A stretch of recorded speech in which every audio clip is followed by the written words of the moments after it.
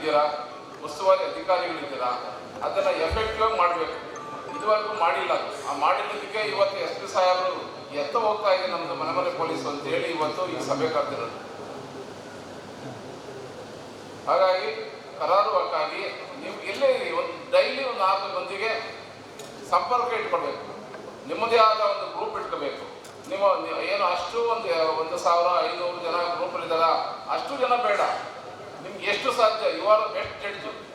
ನಿಮ್ಮ ಸೆಕ್ಟರ್ದು ನೀವು ಬೆಸ್ಟ್ ಜಡ್ಜು. ಎಷ್ಟು ಮಂದಿ ಇಟ್ಕೊಳ್ಳಿಕ್ಕೆ ಸಾಧ್ಯ ಅಷ್ಟು ಮಂದಿ ನೀವು ಯಾಕೆ ಇಟ್ಕೊಳ್ಳಿ ಅಂತ ಯಾರು ಕೇಳೋದಿಲ್ಲ. ನೀವು ಆಕ್ಟಿವ್ ಆಗಿದೆಯಾ, ಎಫೆಕ್ಟಿವ್ ಆಗಿದೆಯಾ ಅಷ್ಟೇ ಕೇಳೋದು. ಪರಿಣಾಮಕಾರಿಯಾಗಿ ನಿರ್ವಹಿಸಲು ನೀನು ಏನು ಮಾಡಿಕೊಂಡಿದೆಯಾ, ಅದರಿಂದ ಏನು ಸಾಧ್ಯ ಆಗ್ತಾ ಇದೆ ಅದನ್ನೇ ನೋಡೋದು. ನಾವು ಇಷ್ಟನ್ನು ಸಿಂಕ್ರನೈಸ್ ಮಾಡಿಕೊಂಡು ನಾವು ಸ್ಪಾಟ್ ಪೊಲೀಸ್ ಆಗದಲ್ಲಿದ್ದರೆ ನಾವು ಮೇಲಾಧಿಕಾರಿಗಳನ್ನು ಕೇಳಬೇಕಾಗ್ತದೆ. ಪಬ್ಲಿಕ್ಸಿಂದಲೂ ಅಲಿಗೇಷನ್ ಬರ್ತದೆ. ಈ ಒತ್ತಡಗಳಿಗೂ ಗುರಿಯಾಗ್ತೀವಿ, ಕೆಲಸಗಳು ಆಗೋದಿಲ್ಲ. ಅದರಿಂದ ಈ ಸಭೆ ಇವತ್ತಿನಿಂದ ಏನು ಸೂಚನೆ ಬರ್ತವೆ ಯಶಸ್ವಿಯಾಗಿ ಇವುಗಳೆಲ್ಲರೂ ಸಹ ನೋಡಿ. ಇಲಾಖೆಗೆ ಬರೋದಕ್ಕಿಂತ ಮುಂಚೆ ಕೆಲಸಕ್ಕೆ ಸೇರಿದರೆ ಸಾಕು, ನನಗೆ 3 ಹೊತ್ತು ಅನ್ನ ಸಿಕ್ಕಿದ್ರೆ ಸಾಕು ಅನ್ನೋ ಒಂದೇ ಏಕಮೇವ ಉದ್ದೇಶದಿಂದ ನೀವುಗಳೆಲ್ಲರೂ, ನಾನು ಸೇರಿಕೊಂಡಾಗಿ ಹೊರತುಪಡಿಸಿ ಅಲ್ಲ, ಎಲ್ಲರೂ ಸಹ 3 ಹೊತ್ತು ಊಟಕ್ಕಾಗಿ ಬಂದಿದ್ದೀವಿ ಇಲ್ಲಿ. ಅದೇ ಜನಗಳು 3 ಹೊತ್ತು ಊಟಕ್ಕೆ ಇಲ್ಲದವರು ನೆಮ್ಮದಿಯಾಗಿ ಮಲಗಬೇಕಲ್ಲ. ಅಟ್ಲೀಸ್ಟ್ ನೆಮ್ಮದಿಯನ್ನು ನಮ್ಮ ಪೊಲೀಸ್ ಇಲಾಖೆಯಿಂದ ಕೊಡ್ಬೋದಲ್ಲ. ಆ ಕೊಡ್ಲಿಕ್ಕೆ ಮನೆ ಪೊಲೀಸ್ ಅಷ್ಟು ಕೊಡ್ಲಿಕ್ಕೆ ಆಗಲಿದ್ರೆ ನೀವು ಎಷ್ಟೋ ಜನ ಈಗ ಪೊಲೀಸ್ಗೆ ಅಥವಾ ಪೊಲೀಸ್ ಸ್ಟೇಷನ್ಗೆ ನಿಮ್ಮ ಸಂಬಂಧಿಕರ ದೂರ ನಿಮ್ಮ ದೂರ ಕೊಟ್ಟು ಕರೆಕ್ಟಾಗಿ ಅದು ಬಿಹೇವ್ ಮಾಡಿದ್ರೆ ಎಷ್ಟು ಮಂದಿ ಬೇಜಾರಾಗಿರ್ತಕ್ಕಂಥವ್ರು ಈ ಗುಂಪಲ್ಲಿದ್ದೀರ. ನಾವು ಕಾಕಿ ಬಟ್ಟೆ ಹಾಕಿದವರು, ಕಾಕಿ ಬಟ್ಟೆಯವರಿಗೆ ಏನೂ ಎಲುಪು ಸಿಗದಂತಹ ಪರಿಸ್ಥಿತಿಗಳನ್ನು ಎದುರಿಸಿದ ನೀವು ನೊಂದವರು ಸಹ ವಿಕ್ಟಿಮ್ಸ್ ಇಲ್ಲಿದ್ದೀರ. ನೀವು ಇನ್ನ ಪಬ್ಲಿಕ್ಸ್ ನಾವು ಎಷ್ಟು ಮಟ್ಟಿಗೆ ನೋಡ್ಕೋಬೇಕು. ನಾವು ಲಿಬರಲ್ ಆಗೋಣ, ರಿಜಿಡ್ ಆಗೋದು ಬೇಡ. ಅವರೆಲ್ಲರೂ ನಮ್ಮ ಸಹೋದರರು. ಸರ್ಕಾರದ ಏನು ಪಾಲಿಸಿ ಇದೆ, ಕಾನೂನು ಏನು ಹೇಳ್ತದೆ, ನಿಯಮ ಹೇಗೆ ಹೋಗಬೇಕು ಅಂತ ಹೇಳ್ತದೆ, ಅದೆಲ್ಲ ಜಾರಿ ಮಾಡುವ ಮನೆ ಪೊಲೀಸನ್ನು ಯಶಸ್ವಿಯಾಗಿ ನಾವು ಜಾರಿ ಮಾಡಿ ತಿಳಿಸಿದ ಸೂಚನೆಗಳನ್ನು ಪಾಲನೆ ಮಾಡಿ ಸಮಾಜದಲ್ಲಿ ನೆಮ್ಮದಿಯಾಗಿ ಬದುಕಲಿಕ್ಕೆ ನಾವು ಸಹಕರಿಸೋಣ. ಮತ್ತು ನಮ್ಮ ಸಬ್ ಡಿವಿಷನಲ್ಲಿ ಗ್ರಾಮಾಂತರ ಉಪವಿಭಾಗದಲ್ಲಿ ಸುಮಾರು ದೇವಸ್ಥಾನಗಳು ಮೆರವಣಿಗೆ ಹೋಗೋದ ಡಿಸ್ಪ್ಯೂಟ್ಗಳೇ ನಾನು ಸುಮಾರು ಅಟೆಂಡ್ ಮಾಡಿದ್ದೀನಿ. ಮುಂಚಿತವಾಗಿ ಯಾವ ಪೊಲೀಸ್ ಸಹ ಹೇಳೋದಿಲ್ಲ, ಅಷ್ಟು ಗೊತ್ತಾಗೋದಿಲ್ಲ ನಮಗೆ. ಈ ಊರಲ್ಲಿ ನೆಕ್ಸ್ಟ್ ಒಂದು ಜಾತ್ರೆ ನಡೀತದೆ, ಲಾಸ್ಟ್ ಟೈಮ್ ಹೀಗಾಗಿತ್ತು, ಈ ವರ್ಷ ಈಗ ಆಗ್ಬೋದು. ಒಂದು 2, 3, 4 ಜನಕ್ಕೆ ಫೋನ್ ಮಾಡುವ, ತಿಳ್ಕೊಳ್ಳುವ, ನಮ್ಮ ಇನ್ಸ್ಪೆಕ್ಟರ್ಗೆ ಹೇಳುವ, ಸಬ್ ಇನ್ಸ್ಪೆಕ್ಟರ್ಗೆ ಹೇಳುವ, DSP ಸಾಹೇಬ್ರಿಗೆ ಹೇಳುವ, ಅದನ್ನು SP ಸಾಹೇಬ್ರಿಗೆ ಹೇಳ್ತಾರೆ, ಗಮನ ತರ್ತಾರೆ. ಮುಂದೆ ನಾವು ಏನು ಕ್ರಮ ಕೈಗೊಳ್ಳಬೇಕು ಅದು ಆ ರೀತಿ ಆಗದಿಂದ ನೋಡೋಣ. 3-4 ಊರುಗಳಲ್ಲಿ ಕೇವಲ ದೇವರು ಎಲ್ಲರಿಗೂ ಇಷ್ಟ ಆದವನೇ, ಯಾರಿಗೂ ಇಷ್ಟ ಆದವನಲ್ಲ. ಆದರೆ ಈ ಕೋಣಿಯಲ್ಲಿ ಹೋಗೋದು ಬೇಡ, ಈ ಓಣಿಯಲ್ಲಿ ಹೋಗೋದು ಬೇಡ, ನಾವು ಅಲ್ಲಿ ಬರೋದಿಲ್ಲ, ಇಲ್ಲಿ ಬರೋದಿಲ್ಲ, ಇವೆಲ್ಲ ತಾರತಮ್ಯಗಳನ್ನು ನಾವು ಮುಂಚೆಲೆ ಕಾನೂನು ಅನ್ವಯ ನಾವು ಪರಿಹರಿಸಿದ್ರೆ ನಮ್ಮ ಮನೆ ಪೊಲೀಸ್ ಅದನ್ನೇ ಯಶಸ್ವಿ ಮನೆ ಪೊಲೀಸ್. ಆ ರೀತಿ ಆಗ್ತಾ ಇಲ್ಲ. ಮತ್ತೆ ಏನು ಉಸ್ತುವಾರಿ ನೀವು ಸಬ್ ಇನ್ಸ್ಪೆಕ್ಟರ್ಸ್ ಇದ್ದೀರಾ, ನೀವು ಈ ಬಗ್ಗೆ ದಿನವಾಗಿ 1 ದಿವಸನೂ ಸಹ ನೀವು ಕೇಳ್ತಾ ಇಲ್ಲ. ನೀವು ಮನೆ ಪೊಲೀಸು ನಿಮಗೆ ನಿಮ್ಮದೇ ಡೈಲಿ ಒತ್ತಡದಲ್ಲಿ ಇವತ್ತು ಏನು ಸಾಹೇಬ್ರ ಗ್ರೂಪ್ ಕಾಲ್ ನೋಡಿದ್ರಪ್ಪ, ಪಿಟಿಷನ್ಸ್ ಇದಾವೆ, ಕೇಸ್ ಫೈಲ್ಸ್ ಇದಾವೆ, ನಾವು ಇದು ಮಾಡಲಿಲ್ಲ ಅದನ್ನು ಮಾಡಲಿಲ್ಲ, ಅದರಲ್ಲೇ ತಲೆ ಕೆಡಿಸ್ಕೊಂಡಿರ್ತೀರ ಹೊರತು ಸ್ಮಾರ್ಟ್ ವರ್ಕ್ ಮಾಡ್ತಾ ಇಲ್ಲ. ಸ್ಮಾರ್ಟ್ ಪೊಲೀಸಿಂಗ್ ಇಲ್ಲ, ಹಾರ್ಡ್ ಪೊಲೀಸಿಂಗ್ ಮಾಡ್ಲಿಕ್ಕೆ ಹೋಗ್ತಾ ಇದ್ದೀರ. ಹಾರ್ಡ್ ಪೊಲೀಸಿಂಗ್ ಹೋದಾಗ ನೀವು ಒಂದು ಹಳ್ಳಿಗೆ ಹೋಗಿ ಪೊಲೀಸ್ ಪಡೆದು ಶಾಂತಿಯಿಂದ ಇದ್ದು ದಿನ ಮುಗಿದೋಗ್ಬಿಡ್ತದೆ, ದಿನ ಮುಗೀತು ಅಷ್ಟೇ. ಹಾರ್ಡ್ ಅಂತಾರೆ ಅದೆಲ್ಲ ಬೇಕಾಗಿರೋ ಸ್ಮಾರ್ಟ್ ಪೊಲೀಸಿಂಗ್. ಕೆಲಸವನ್ನ ಮಾಡಿಸು, ಕೆಲಸವನ್ನ ತೆಗಿಬೇಕು ಕೆಲಸನ. ಹಾಗಾಗಿ ಎಲ್ಲರೂ ಸಹ ಮನೆ ಪೊಲೀಸನ ಉದ್ದೇಶವನ್ನ ಜಾರಿ ಮಾಡೋಣ, ಯಶಸ್ವಿಪಡಿಸೋಣ. ನನ್ನ 2 ಮಾತನ್ನು ಮುಗಿಸ್ತೀನಿ. ನಮಸ್ಕಾರ. ನೋಡಿದ್ರೆ ಅದು ದೂರದೃಷ್ಟಿಯಿಂದ ನೋಡಿದ್ರೆ ಅದು ಗುಡ್ಡಿರುತ್ತೆ. ಫಾರ್ ಎಕ್ಸಾಂಪಲ್ ಮನೆ ಪೊಲೀಸ್ ಯಾಕೆ ಅಂತ ಅನಿಸ್ಬೋದು. ಪೊಲೀಸು ಪ್ರತಿಯೊಂದು ಮನೆಗೂ ಈಗ ಸೈಬರ್ ಕ್ರೈಮ್ಗಳು ಜಾಸ್ತಿ ಆಗ್ತಾ ಇದ್ದಾವೆ. ಈಗ ಸೈಬರ್ ಕ್ರೈಮ್ಗಳು ಸಾಕಷ್ಟು ಫ್ರಾಡ್ಸ್ ಇದ್ದಾವೆ. ಅದು ನಮ್ಮ ಹಳ್ಳಿ ಜನರಿಗೆ ಗೊತ್ತಿರಲ್ಲ. ನೀವು ಪ್ರತಿ ಮನೆಗೂ ರೀಚ್ ಆದರೆ ಈ ಒಂದು ಅಫೆನ್ಸ್ಗಳ ಬಗ್ಗೆ, ಬೇರೆ ಬೇರೆ ಕಾನೂನುಗಳ ಬಗ್ಗೆ ಅವ್ರಿಗೆ ತಿಳುವಳಿಕೆ ಇರೋದಕ್ಕೆ ಅವ್ರಿಗೆ ಒಂದು ನಾಲೆಡ್ಜ್ ಬರುತ್ತೆ. ಬಟ್ ನಮಗೆ ಇರೋ ಒಂದು ಮೆನ್ನ ಸ್ಟ್ರೆಂತಲ್ಲಿ ಅದು ಕಷ್ಟ ಆಗ್ತಾ ಇದೆ. But everything is possible, nothing is impossible. ಮಾಡೋಣ, ಸ್ಲೋ ಆಗ್ಬೋದು, ಮಾಡೋಣ.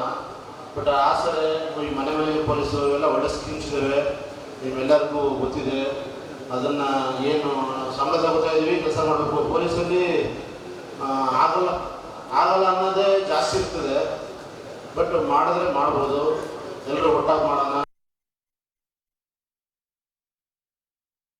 ನಂಬರ್ ಯಾವ್ದಾಗಿದೆ, ಏನ್ ಗಲಾಟೆ ಆಗಿದೆ, ಯಾವ ಲಾಸ್ಟ್ NC, ನನ್ನ ವಿಲೇಜ್ ಅಲ್ಲಿ ಯಾವ ಲಾಸ್ಟ್ NC ಆಗಿದೆ, ಆ ಮಾಹಿತಿ ಇರಬೇಕು. ಅದಕ್ಕೆ ಸ್ಟೇಷನ್ ಅಲ್ಲಿ ಹೇಗೆ ಸರ್ವಿಸ್ ಕೊಟ್ಟಿಗೆ ಲಾಸ್ಟ್ ಟ್ರೈನ್ ನಂಬರ್ ಯಾವುದು, ಯಾವ NC ಇದೆ, ಅದೇ ತರ ಬೀಟ್ ಕಾನ್ಸ್ಟೇಬಲ್ಗೆ ನನ್ನ ಬೀಟ್ ಅಲ್ಲಿ, ನನ್ನ ಸ್ಟೇಷನ್ ಲಿಮಿಟ್ಸ್ ಹಳ್ಳಿಯಲ್ಲಿ ಯಾವ ಲಾಸ್ಟ್ ಗಲಾಟೆ ಆಗಿದೆ, ಯಾವ NC ಆಗಿದೆ, ಯಾರು ನಾಪತ್ತೆ ಆಗಿದ್ದಾನೆ, ಯಾರು ಮಿಸ್ಸಿಂಗ್ ಕೇಸ್ ಆಗಿದೆ, ಯಾವ ಕ್ರೈಮ್ ಆಗಿದೆ, ಯಾರ್ಯಾರಿಗೆ ಗಲಾಟೆ ಆಗಿದೆ, ಯಾರು ಪಾಸ್ಪೋರ್ಟ್ ಇದೆ, ಯಾರು ಪಾಸ್ಪೋರ್ಟ್ ಅಪ್ಲೈ ಮಾಡಿದ್ದಾರೆ, ಯಾರು ಗೌರ್ಮೆಂಟ್ ಎಂಪ್ಲಾಯ್ ಇದ್ದಾನೆ, ಎಲ್ಲ ಏನೇನು ಎಲ್ಲ ಇದೆಯಲ್ಲ.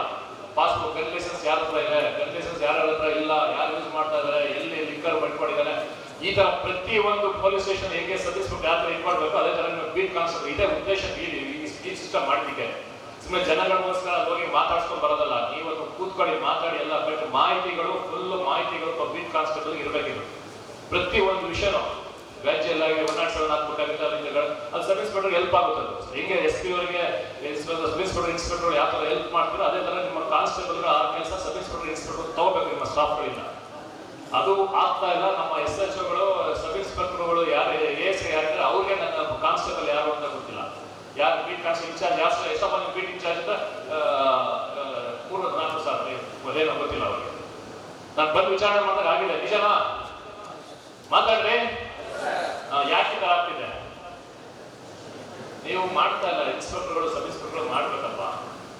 ಇದು ಮೇನ್ ಫೇಲ್ಯೂರ್ ಆಗ್ತಿರೋದು ಇಲ್ಲಿ. ಈಗ ನೋಡಿ SP ಅವರಿಗೆ ತಗೊಂಡಿದ್ದಾರೆ, ಯಾಕೆ ಉದ್ದೇಶ ತಗೊಂಡಿರೋದು ಇಲ್ಲಿ ಆಗ್ತಾ ಇಲ್ಲ.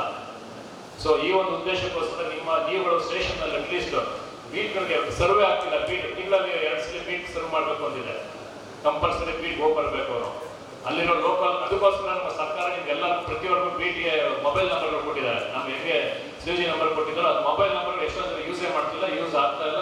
ಜನಗಳಿಗೆ ಯಾರು ಗೊತ್ತೇ ಇಲ್ಲ, ನಂಬರ್ಗಳೇ ಗೊತ್ತಿಲ್ಲ. ಹೋಮ್ ಮಿನಿಸ್ಟರ್ ಹೋದಾಗ ಮನೆಯಲ್ಲ, ಸ್ಟೇಷನ್ಗೆ ಹೋದಾಗ ನಿಮಗೆಲ್ಲ ಗೊತ್ತಿರೋ ಥರನೇ ಅಲ್ಲಿ ಗ್ರಾಮ ಇವರಿಗೆ ಫೋನ್ ಮಾಡಿದ್ದಾರೆ. ಅವ್ರು ಯಾವ ಪೊಲೀಸರು ಬಂದಿಲ್ಲ, ಏನೂ ಬಂದಿಲ್ಲ, ಯಾರು ಅಂತಲೂ ಗೊತ್ತಿಲ್ಲ. ಎಷ್ಟು ಜನ ನಿಮ್ಮ ಬೀಟ್ನಲ್ಲಿ ಎಷ್ಟು ಜನಕ್ಕೆ ನಿಮ್ಮ ನಂಬರ್ಗಳು ಜನಗಳಿಗೆ ಗೊತ್ತಿದೆ ಗೊತ್ತಿಲ್ಲ. ಎಷ್ಟು ಜನ ಯೂಸ್ ಮಾಡ್ತಿದ್ದಾರೆ ಗೊತ್ತಿಲ್ಲ. ಎಷ್ಟು ಜನ ಯೂಸ್ ಮಾಡ್ತಿದ್ದಾರೆ ಬೀಟ್ ಕಾನ್ಸ್ಟೇಬಲ್ ವ್ಯಕ್ತಿಗೆ ನಿಮ್ಮ ನಂಬರ್ಗಳು ಇದೆಯಲ್ಲಪ್ಪ, CG ನಂಬರ್ ಇದೆಯಲ್ಲ, ಎಷ್ಟು ಜನ ಯೂಸ್ ಮಾಡ್ತಾ ಇದ್ದೀರಾ? ಎಲ್ಲರೂ ಎತ್ಬಿಟ್ರಿ ಗ್ಯಾರಂಟಿನ. ಏನಪ್ಪ ಇನ್ಸ್ಪೆಕ್ಟರ್ಗಳು ನಾನು ಬಂದಾಗ ನೋಡಿ ಚೆಕ್ ಮಾಡ್ತೀನಿ, ನಾನು ಸ್ಟಾಫ್ ಕೇಳ್ತೀನಿ. ನಾನು ಅದು ಮಾಡ್ತಿದ್ರೆ ಸಂತೋಷ. ಬಟ್ ಈ ವಿಷಯ, ಇದು ಮೇನ್ ಉದ್ದೇಶ. ಇದು ಹೆಂಗೆ SHO ನಂಬರ್, PSI ನಂಬರ್ ಎಲ್ಲ ಕೋರ್ಟ್ ಮೇಲೆ ಹಾಕಿದ್ರೆ ನಿಮ್ಮ ನಂಬರ್ಗಳು ನಿಮ್ಮ ಬೀಟ್ ಇರೋ ಪೊಲೀಸರು ಸಾರಿ ಗ್ರಾಮಸ್ಥರಿಗೆ ನಿಮ್ಮ ನಂಬರ್ಗಳೆಲ್ಲ ಗೊತ್ತಿರಬೇಕು. ಅದೊಂದು ಮಿನಿ ಸ್ಟೇಷನ್ ನಿಮ್ದು. ನೀವೇ ಅದಕ್ಕೆ ಬಾಸ್, ನೀವೇ SHO, ನೀವೇ SP, ನೀವೇ DG ಊರುಗಳಿಗೆ, ಗ್ರಾಮಗಳಿಗೆ.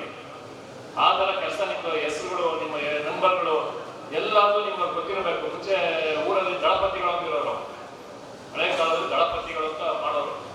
ದಳಪತಿಗಳ ಉದ್ದೇಶ ಊರಲ್ಲಿ ಏನೇ ಆಗಿತ್ತು ಅಂದ್ರೂ ಕೂಡ ಅವ್ರಿಗೆ ಮಾಹಿತಿ ಬರುತ್ತೆ. ಫಸ್ಟ್ ಅವರೇ ಕೂತ್ಕೊಂಡು ಅಲ್ಲೆಲ್ಲ ಸೆಟ್ ಮಾಡ್ತಿರೋರು.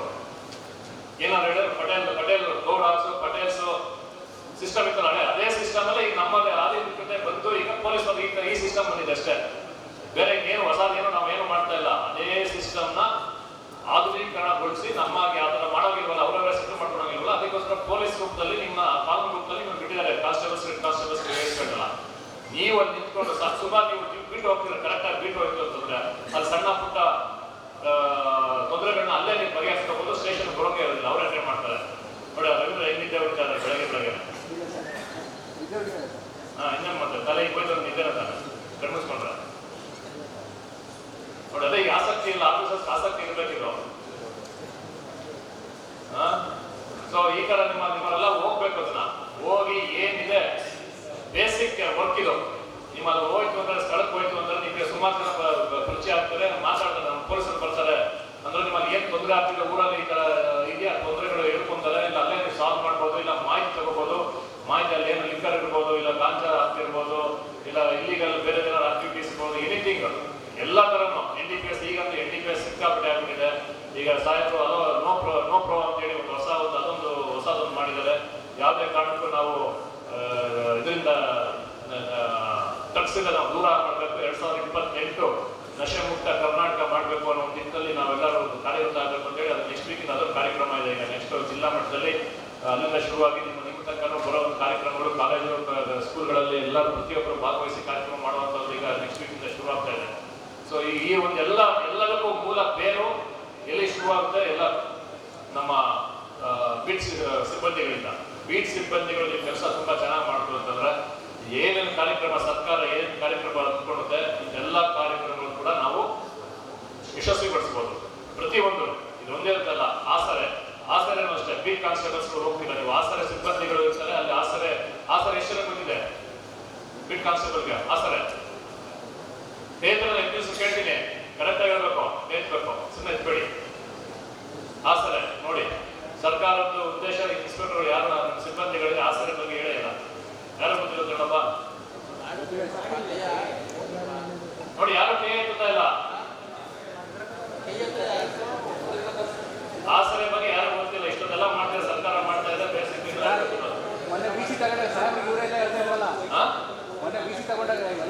ಹೇಳ್ತಾರಲ್ಲಪ್ಪ ತಯಾರು, ಯಾರು ಕೈ ಎತ್ತಾರಲ್ಲ ಆಸರೆ ಬಗ್ಗೆ ನೋಡಿ. ಡಿವೈಎಸ್ಪಿಗಳು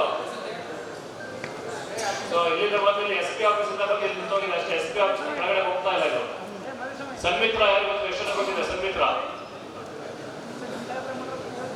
ನೋಡಿ, 2-3 ಜನಕ್ಕೆ ಅಷ್ಟೇ ಗೊತ್ತಿರೋ ಸನ್ಮಿತ್ರ. ಎಲ್ಲರೂ ಗೊತ್ತಿಲ್ಲ. ಏನಪ್ಪ ಹೇಳಕ್ಕೇನಂತ ನಾವೆಲ್ಲ ಏನ್ ಮಾಡ್ತೀವಿ? ಎಕ್ಸಾಮ್ ಹಾಕ್ತೀವಿ ಅಲ್ಲಿ ಕೇಳ್ತಾ ಇದ್ದಾರೆ ಎಷ್ಟು ಜನ ಗೊತ್ತಿದೆ ಅಂತ, ನೀವು ಎಷ್ಟು ಜನ ಮುಗಿಸಿದ್ರೆ ಈ ವಿಷಯ ಮುಗಿಸಿದಿರ ಅಂತ ಕೇಳ್ತಾ ಇರೋದು. ಸೊ ಯಾರು ಮುಗಿಸಿಲ್ಲ, ನೀವು ಕೇಳ್ಕೊಂಡು ಮೀಟಿಂಗ್ ಮುಗಿಸ್ಕೊಂಡು ಹೋಗ್ತೀರಾ ಅಷ್ಟೇ, ಮನೆ ಹೋಗ್ತಾ ಇದ್ದಾರೆ ಅಷ್ಟೇ. ಸಿಬ್ಬಂದಿಗಳಿಗೆ ರೋಲ್ ಕಾಲ್ ಮಾಡ್ತಿಲ್ಲ, ಅವ್ರಿಗೆ ಏನು ಮಾಹಿತಿಗಳು ಏನು ಗೊತ್ತಿಲ್ಲ.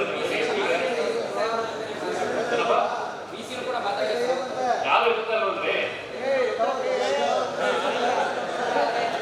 ನೋಡಿ, ಈಗ ಎಲ್ಲ ಇರ್ತಾ ಇದ್ದಾರೆ. ಅದೇ ಅವ್ರಿಗೆ ಏನು ಅಂತ ಗೊತ್ತಿಲ್ಲ, ಏನೂ ಇಲ್ಲಪ್ಪ. ಈಗ ಅವ್ರ ಮಿಸ್ಟೇಕ್ ಅಂದ್ರೆ SHO ಮಿಸ್ಟೇಕ್ ಇದು. ನೀವುಗಳು ಮಾಡಿಸ್ಬೇಕಿಲ್ಲ, ರೋಲ್ ಕಾಲ್ ಮಾಡ್ಬೇಕು, ಪ್ರತಿ ಭಾನುವಾರ ಮಾಡ್ಬೇಕು, ಪ್ರತಿ 8 ಗಂಟೆಗೆ ರೋಲ್ ಕಾಲ್ ಮಾಡ್ಬೇಕು. ಬೇಸಿಕ್ ಮಾತಾಡೋಣ, ಯಾಕೆ ಮಾತಾಡ್ತೀರಾ? ಬೇಸಿಕ್ ಪೊಲೀಸ್ ಡ್ಯೂಟಿ, ನೀವು ಪೊಲೀಸ್ ಸ್ಟೇಷನ್ ಡ್ಯೂಟಿ ಮಾಡಿದ್ರೆ ಎಲ್ಲನೂ ಸರಿ ಹೋಗುತ್ತೆ. ನೀವು ಮಾಡ್ತಿಲ್ಲ, ಅವ್ರಿಗೆ ಬ್ರೀಫ್ ಮಾಡಬೇಕು, ಡಿಬ್ರೀಫಿಂಗ್ ಮಾಡಬೇಕು, ಏನಾಗಿದೆ ಅಂತ ಕೇಳಬೇಕು. ಅವ್ರಿಗೆ ಕೇಳಿದ್ರ ಬಗ್ಗೆ ಎಲ್ಲ ಹೇಳಿದ್ರೆ ಅದು ಸರಿ ಹೋಗುತ್ತೆ. ಏನು ನೋಡಿ, ಅವ್ರಿಗೆ ಏನೋ ಗೊತ್ತಿಲ್ಲ. ಸರ್ಕಾರ ಎಲ್ಲ ಮಾಡ್ತಾರೆ, DG ಸಾಹೇಬ್ ಎಲ್ಲ ಮಾಡಿದ್ದಾರೆ. ಆಸರೆ ನಿಮ್ಮ ಬೀಟಲ್ಲಿ ಹೋದಾಗ ಯಾರು ವಯಸ್ಸಾದವರು, ಕೇರ್ ಟೇಕರ್ ಯಾರು ಇಲ್ಲದೆ ಇರೋರು, ಯಾಕೆಂದ್ರೆ ಮನೆ ಬಿಳಿಗೆರೆಯಲ್ಲಿ ಆ ಥರ ಆಗಿದೆ, ಒಂದು ಮರ್ಡರ್ ಆಗಿದೆ. ಹಿಡಿದು ಮರ್ಡರ್ ಆಗಿದೆ. ಯಾಕೆ ಯಾರು ಇಲ್ಲ, ಇಬ್ಬರೇ ಇದ್ರು, ಮರ್ಡರ್ ಆಯಿತು. ಒಳ್ಳೆ ನರಸೀಪುರದಲ್ಲಿ ಇದೇ ಥರ 2021 ಇದೇ ಥರ ಆಯಿತು. ಮನೆಯೊಳಗೆ ಇಬ್ಬರೇ ಇದ್ರು, ವಯಸ್ಸಾದರು, ಅದು ಮರ್ಡರ್ ಆಯಿತು. ಸೊ ಈ ಥರದವು ಸೊ ನಿಮ್ಮಲ್ಲಿ ಆಗಬಾರ್ದು ಅಂತ ಉದ್ದೇಶಕ್ಕೋಸ್ಕರ ಆಸರೆ ಅಂತ ಹೇಳಿ ಸ್ಕೀಪ್ ಮಾಡಿದ್ರು. ನೀವು ಬೀಟ್ನವ್ರು ಹೋದಾಗ, ಅಲ್ಲಿ ಬೀಟ್ಗಳು ಹೋದಾಗ ಆಸರೆ ಯಾರು ವೃತ್ತಿ ಮನೆಯಲ್ಲಿ ಇರ್ತಾರೆ, ವಯಸ್ಸಾದವ್ರು ಯಾರು ಇರ್ತಾರೆ ಅದ್ರ ಬಗ್ಗೆ ಮಾಹಿತಿ ಇರಬೇಕಾಗ್ತದೆ. ಸೊ ಅದನ್ನೇ ಆಸರೆ ಅಂತ ಮಾಡಿದ್ದಾರೆ. ಎಲ್ಲ ನಿಮ್ಮ ಬೀಟಲ್ಲಿ ಕರೆಕ್ಟಾಗಿ ಬೀಟ್ ವ್ಯವಸ್ಥೆ ಮಾಡಿಕೊಂಡು ಅಂತಂದ್ರೆ ಎಲ್ಲರೂ ಕವರ್ ಆಗ್ಬಿಟ್ಟಿದೆ. ಪೊಲೀಸ್ ಸ್ಟೇಷನ್ ಅಲ್ಲಿ ಏನೇನು ಕೆಲಸಗಳಿದಾವೆ ಎಲ್ಲ ಬೋರ್ಡ್ ಚಾರ್ಟಲ್ಲಿ ಕೈ ಬೋರ್ಡ್ ಹಾಕಿರ್ತೀರ ನೀವು, ಎಲ್ಲರೂ ಕವರ್ ಮಾಡ್ಬಿಡ್ತೀವಿ. ಸೊ ಅಷ್ಟು ಪವರ್ಫುಲ್ ಆದ ಎಫೆಕ್ಟಿವ್ ಆಗಿರುವಂತಹ ಕೆಲಸ ಇದು ಬೀಟ್ ಸಿಸ್ಟಮ್. ನಿಮ್ಮಲ್ಲಿ ಎಷ್ಟು ಜನಕ್ಕೆ ನಿಮ್ಮ ಬೀಟಲ್ಲಿ ವಾರಂಟ್ ಇದೆ? ವಾರಂಟ್ ಆಸಾಮಿಗಳು ಎಷ್ಟು ಜನ ಇದ್ದಾರೆ? ಸಮನ್ಸ್ ವಾರಂಟ್ ಎಷ್ಟು ಜನ ಇದ್ದಾರೆ? ಯಾರು ಗೊತ್ತಿದೆಯಾ? ಗೊತ್ತಿಲ್ಲ. ಹೋಗೋದು ಅಲ್ಲಿ ಸ್ಪೆಷಲ್ ಸಿಗ್ನೇಚರ್ ಬುಕ್ಗಳು ಎಷ್ಟೊಂದು ಜನ ಸ್ಟೇಷನ್ಗಳು ಇಲ್ಲ. ನಾನು ಅಬ್ಸರ್ವ್ ಮಾಡಿರೋ ಸ್ಪೆಷಲ್ ಸಿಗ್ನೇಚರ್ ಬುಕ್ಗಳು ಇಲ್ಲ. ನೀವು ಅಲ್ಲಿ ಹೋಗಿ ಸಿಗ್ನೇಚರ್ ಅವನು ಮಾಡ್ಬರ್ಬೇಕು, SHO ಅದು ಅದಕ್ಕೆ ಮ್ಯಾಚ್ ಆಗಬೇಕು, ನೋಡ್ಬೇಕು. ಅದು ಆ ಸಿಸ್ಟಮು ಇಲ್ಲ. ಅದು ಹೌದೇನಪ್ಪ? ಕರೆಕ್ಟ್ ಆಗಿ ಹೇಳ್ತಿರೋದು?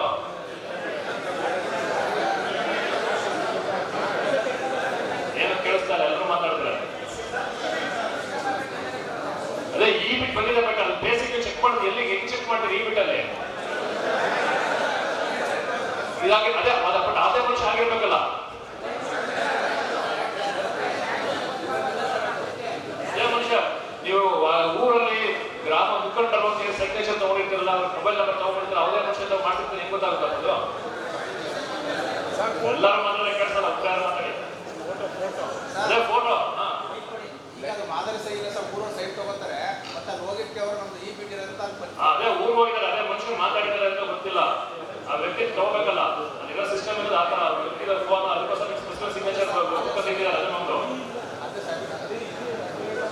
ಸೊ ಇದೆಲ್ಲ ಈ ಥರ ಎಲ್ಲ ನೀವು ಎಫೆಕ್ಟಿವ್ ಆಗಿ ಕೆಲಸ ಮಾಡೋದು ಅಂತಂದ್ರೆ ಇದೊಂದು ಬೀಟ್ ಸಿಸ್ಟಮ್ ತುಂಬಾ ಎಫೆಕ್ಟಿವ್ ಆಗಿ ಕೆಲಸ ಮಾಡುತ್ತೆ. ಸೊ ನೀವು ಪ್ರತಿಯೊಬ್ಬರು ಇದ್ರ ಬಗ್ಗೆ ಗಮನ ಹರಿಸಿ ಯಶಸ್ವಿಯಾಗಿ ಮಾಡಿಸು ಅಂತಂದ್ರೆ ಒಂದು ಯೋಜನೆ ಒಳ್ಳೆ ಜಾರಿ ಆಗುತ್ತೆ. ಸೊ ಎಲ್ಲರೂ ಮಾಡ್ತೀರಾ ಅಂತ ನಾನು ಭಾವಿಸ್ತೀನಿ. ಸಾಹೇಬರು ಬರ್ತಿದ್ದಾರೆ, ಈಗ ಸಾಹೇಬರು ಮುಂದಕ್ಕೆ ಮಾತಾಡ್ತಾರೆ. Okay, thank you.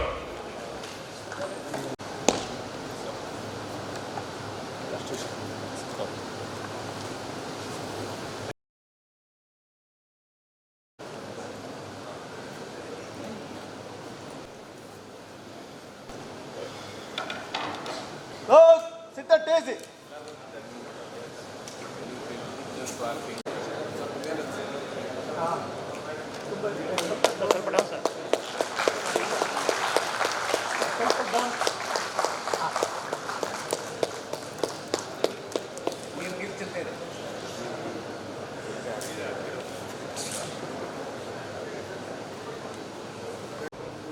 ಬೆಳಗಿನ ಶುಭವಂದನೆಗಳು.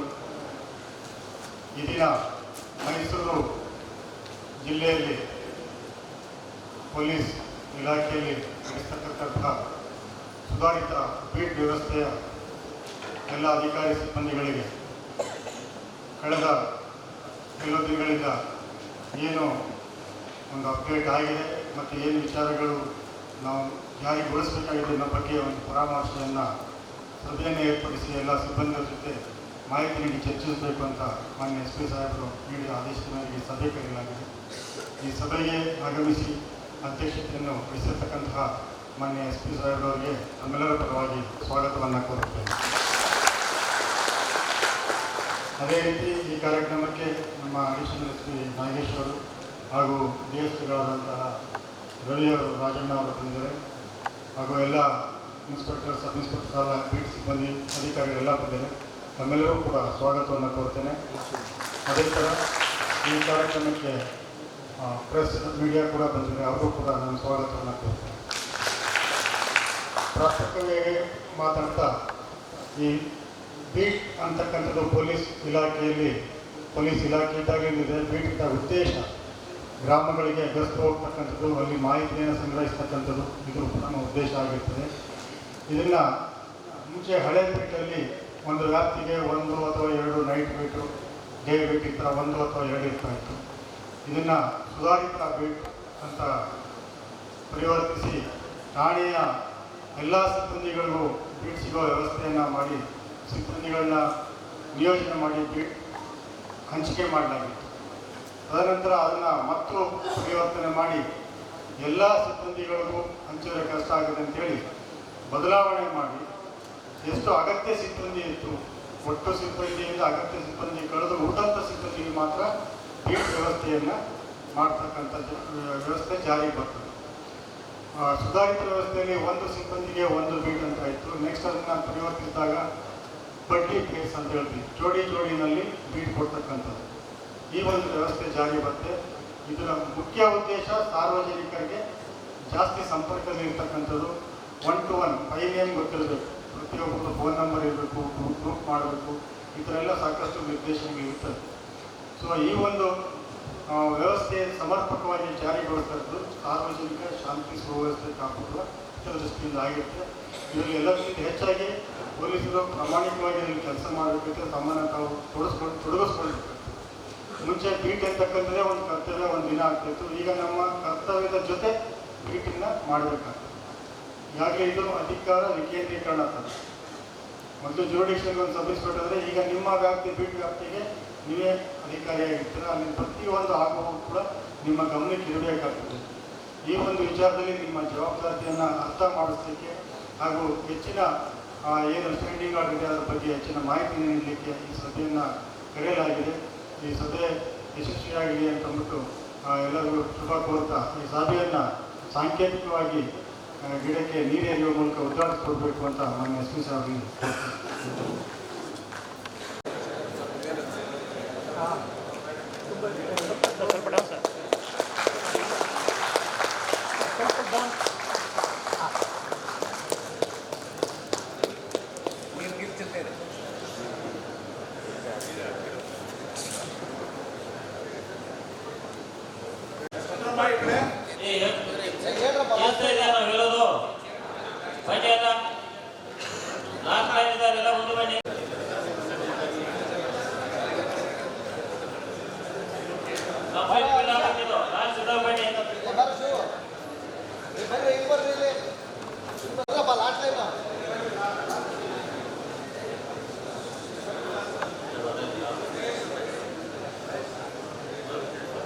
ಬನ್ನಿ ಬೇಗ. ಸುಮಾರು ಈ ಕಡೆ ಬನ್ನಿ ಬನ್ನಿ ಬೇಗ. ಈ ಕಡೆ ಕರೀರಿ. ಈ ಕಡೆ ಬರ್ರಿ. ಲಾಸ್ಟ್ ಇಲ್ಲಿ ಖಾಲಿ ಇದೆ. ಬನ್ನಿ ಬನ್ನಿ ಬೇಗ.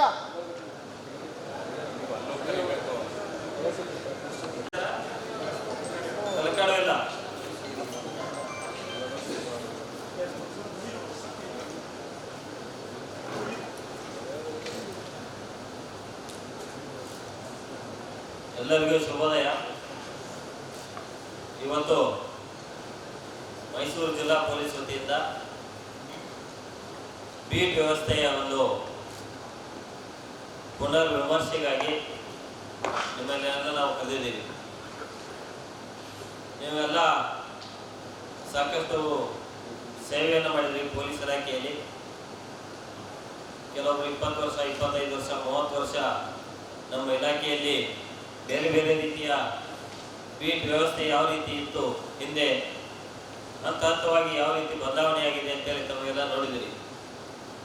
ಯಾವುದೇ ಒಂದು ವ್ಯವಸ್ಥೆ ಬದಲಾಗಬೇಕಂತಂದ್ರೆ ಆ ಒಂದು ವ್ಯವಸ್ಥೆಯಲ್ಲಿ ಏನಾದರೂ ಒಂದು ಲೋಪಗಳಿರ್ಬೋದು ಅಥವಾ ಸರಿಯಾದ ರೀತಿಯಲ್ಲಿ ಪರಿಣಾಮಕಾರಿಯಾಗಿ ಜಾರಿ ಆಗದೇ ಇರ್ಬೋದು. ಹಂಗಾಗಿ ಅದನ್ನು ಈಗಿನ ಪರಿಸ್ಥಿತಿಗೆ ತಕ್ಕಂತೆ ಅಥವಾ ಇನ್ನೂ ಹೆಚ್ಚಿನ ಒಂದು ರೀತಿಯಲ್ಲಿ ಪರಿಣಾಮಕಾರಿಯಾಗುವ ರೀತಿಯಲ್ಲಿ ಅದನ್ನು ಇಂಪ್ಲಿಮೆಂಟ್ ಮಾಡಲಿಕ್ಕೆ ಕೆಲವೊಂದು ಬದಲಾವಣೆಗಳನ್ನು ಮಾಡ್ಕೊಂಡು ಬಂದಿದ್ದಾರೆ. ನಾವು ಇಲಾಖೆ ಸೇರಿದಾಗ ಒಂದು ಬೀಟ್ ಸಿಸ್ಟಮ್ ಇತ್ತು. ಮನೆ ಮನೆಗೆಲ್ಲ ಪಂಚ್ ಮಾಡಿ ಬರಬೇಕಾಗಿತ್ತು. ಅದಕ್ಕಿಂತ ಮೊದಲು ಪಾಯಿಂಟ್ ಕೊಟ್ಟಿದ್ರು, ಗೊತ್ತಿದೆಯಲ್ಲ, ಭಾಳ ಜನ ನಮ್ಗಿಂತ ಹಿಂದೆ ಸೇರಿದವರು ಇದ್ದೀರಿ. ಸೊ ಅದಾದ್ಮೇಲೆ ಪಂಚ್ ಮಾಡೋದು ಬಂತು. ಅದಾದ್ಮೇಲೆ 2015 ಅಥವಾ 16 ಆ ಒಂದು ಸಾಲಿನಲ್ಲಿ ಇಂಪ್ರೂವೈಸ್ಡ್ ಬೀಟ್ ಸಿಸ್ಟಮ್ ಅಂತೇಳಿ ಬಂತು. ಗೊತ್ತಿದೆಯಾ? ಎಲ್ಲ ಅಧಿಕಾರಿಗಳಿದ್ರು ಅವಾಗ. ಇಂಪ್ರೂವೈಸ್ಡ್ ಬೀಟ್ ಸಿಸ್ಟಮ್ ಅಂತೇಳಿ ಆ ಇಂಪ್ರೂವೈಸ್ಡ್ ಬೀಟ್ ಸಿಸ್ಟಮ್ನಲ್ಲಿ ಏನು ಮಾಡಿದ್ರು ಅಂತಂತಂದ್ರೆ, ಮೊದಲು ಒಬ್ಬ ಬೀಟ್ ಅಂತಂದ್ರೆ ಅವನಿಗೆ 20-25 ಹಳ್ಳಿಗಳು ಬರ್ತಿತ್ತು. 15 ಹಳ್ಳಿಗಳು, 10 ಹಳ್ಳಿಗಳು, ಕೆಲವು ಕಡೆ ಈ ಥರ ವ್ಯವಸ್ಥೆ ಇತ್ತು. ಆಮೇಲೆ ಏನು ಮಾಡಿದ್ರು, ಒಂದು ಸ್ಟೇಷನ್ನಲ್ಲಿ 10 ಬೀಟ್ ಇದ್ರೆ 40 ಜನ ಸಿಬ್ಬಂದಿ ಇದ್ರೆ ಒಂದೊಂದು ಬೀಟ್ಗೆ 4 ಜನ ಸಿಬ್ಬಂದಿ ಅಂತೇಳಿ ಮಾಡಿದ್ರು. ಕರೆಕ್ಟಾ? 4 ಜನ ಸಿಬ್ಬಂದಿಗಳಿದ್ರು. 4 ಜನ ಆ ಹಳ್ಳಿಗಳಿಗೆ ಎಲ್ಲರೂ ಒಂದು 15 ಹಳ್ಳಿ ಇದ್ರೆ 4 ಜನ ಸೇರಿ 15 ಹಳ್ಳಿಗಳನ್ನು ನೋಡ್ಬೋದು. ಆ ಥರ ಒಂದು ಬೀಟ್ ವ್ಯವಸ್ಥೆ ಇತ್ತು. ಅವಾಗ ಏನಾಗ್ತಾ ಇತ್ತು, ಯಾರೋ ಒಬ್ರು ಹೋಗೋದು, ಉಳಿದವ್ರಿಗೆ ಜವಾಬ್ದಾರಿನೇ ಇಲ್ಲ. ಒಬ್ಬನೇ ಯಾರು ಕೆಲಸ ಮಾಡೋದು, ಉಳಿದವ್ರು ಕೆಲಸ ಮಾಡ್ತಾ ಇರಲಿಲ್ಲ.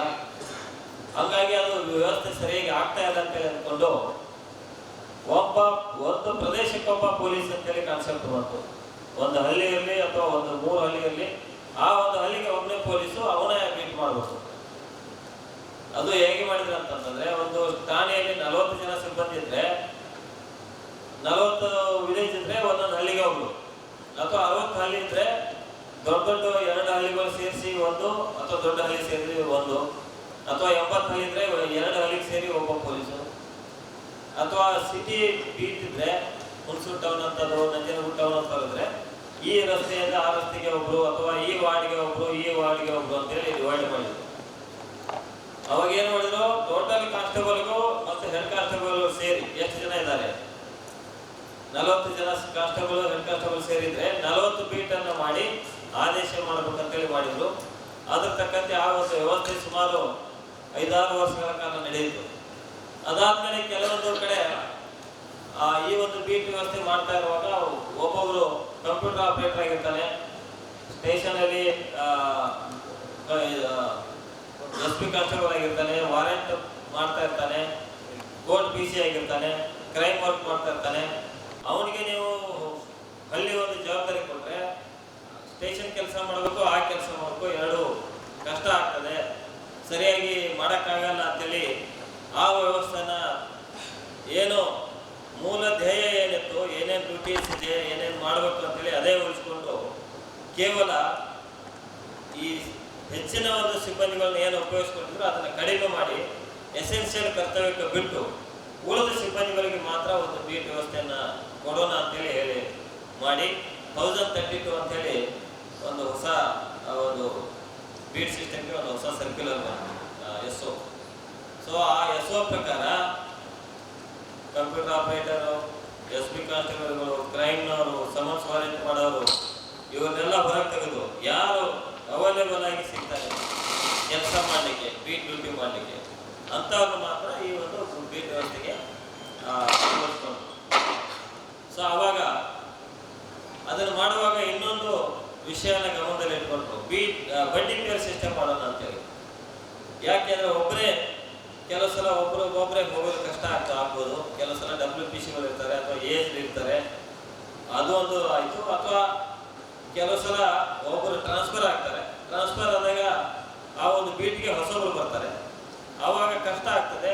ಆವಾಗ ಒಬ್ಬರು ಇದ್ದವ್ರು ಇರ್ತಾರೆ, ಇನ್ನೊಬ್ರು ಟ್ರಾನ್ಸ್ಫರ್ ಆದರೆ ಅವ್ನು ಬಂದು ಇನ್ನೊಬ್ಬರಿಗೆ ನೇಮಿಸ್ತಾರೆ. ಆ ಒಂದು ಉದ್ದೇಶಕ್ಕೆ ಬಡ್ಡಿ ಪೇರ್ ಸಿಸ್ಟಮ್ ಅಂತೇಳಿ ಮಾಡಿದ್ರು. ಬಡ್ಡಿ ಪೇರ್ ಸಿಸ್ಟಮ್ ಮಾಡಿದ ಮೇಲೆ ಸೊ ಈಗ ಅಲ್ಲಿಂದ ಇಲ್ಲಿ ತನಕ ಆ ಒಂದು ಬೀಟ್ ವ್ಯವಸ್ಥೆಯನ್ನು ನಾವು ಜಾರಿಯಲ್ಲಿ ಇಟ್ಟಿದ್ದೀವಿ. ಆದರೆ ಬೀಟ್ ವ್ಯವಸ್ಥೆಯನ್ನ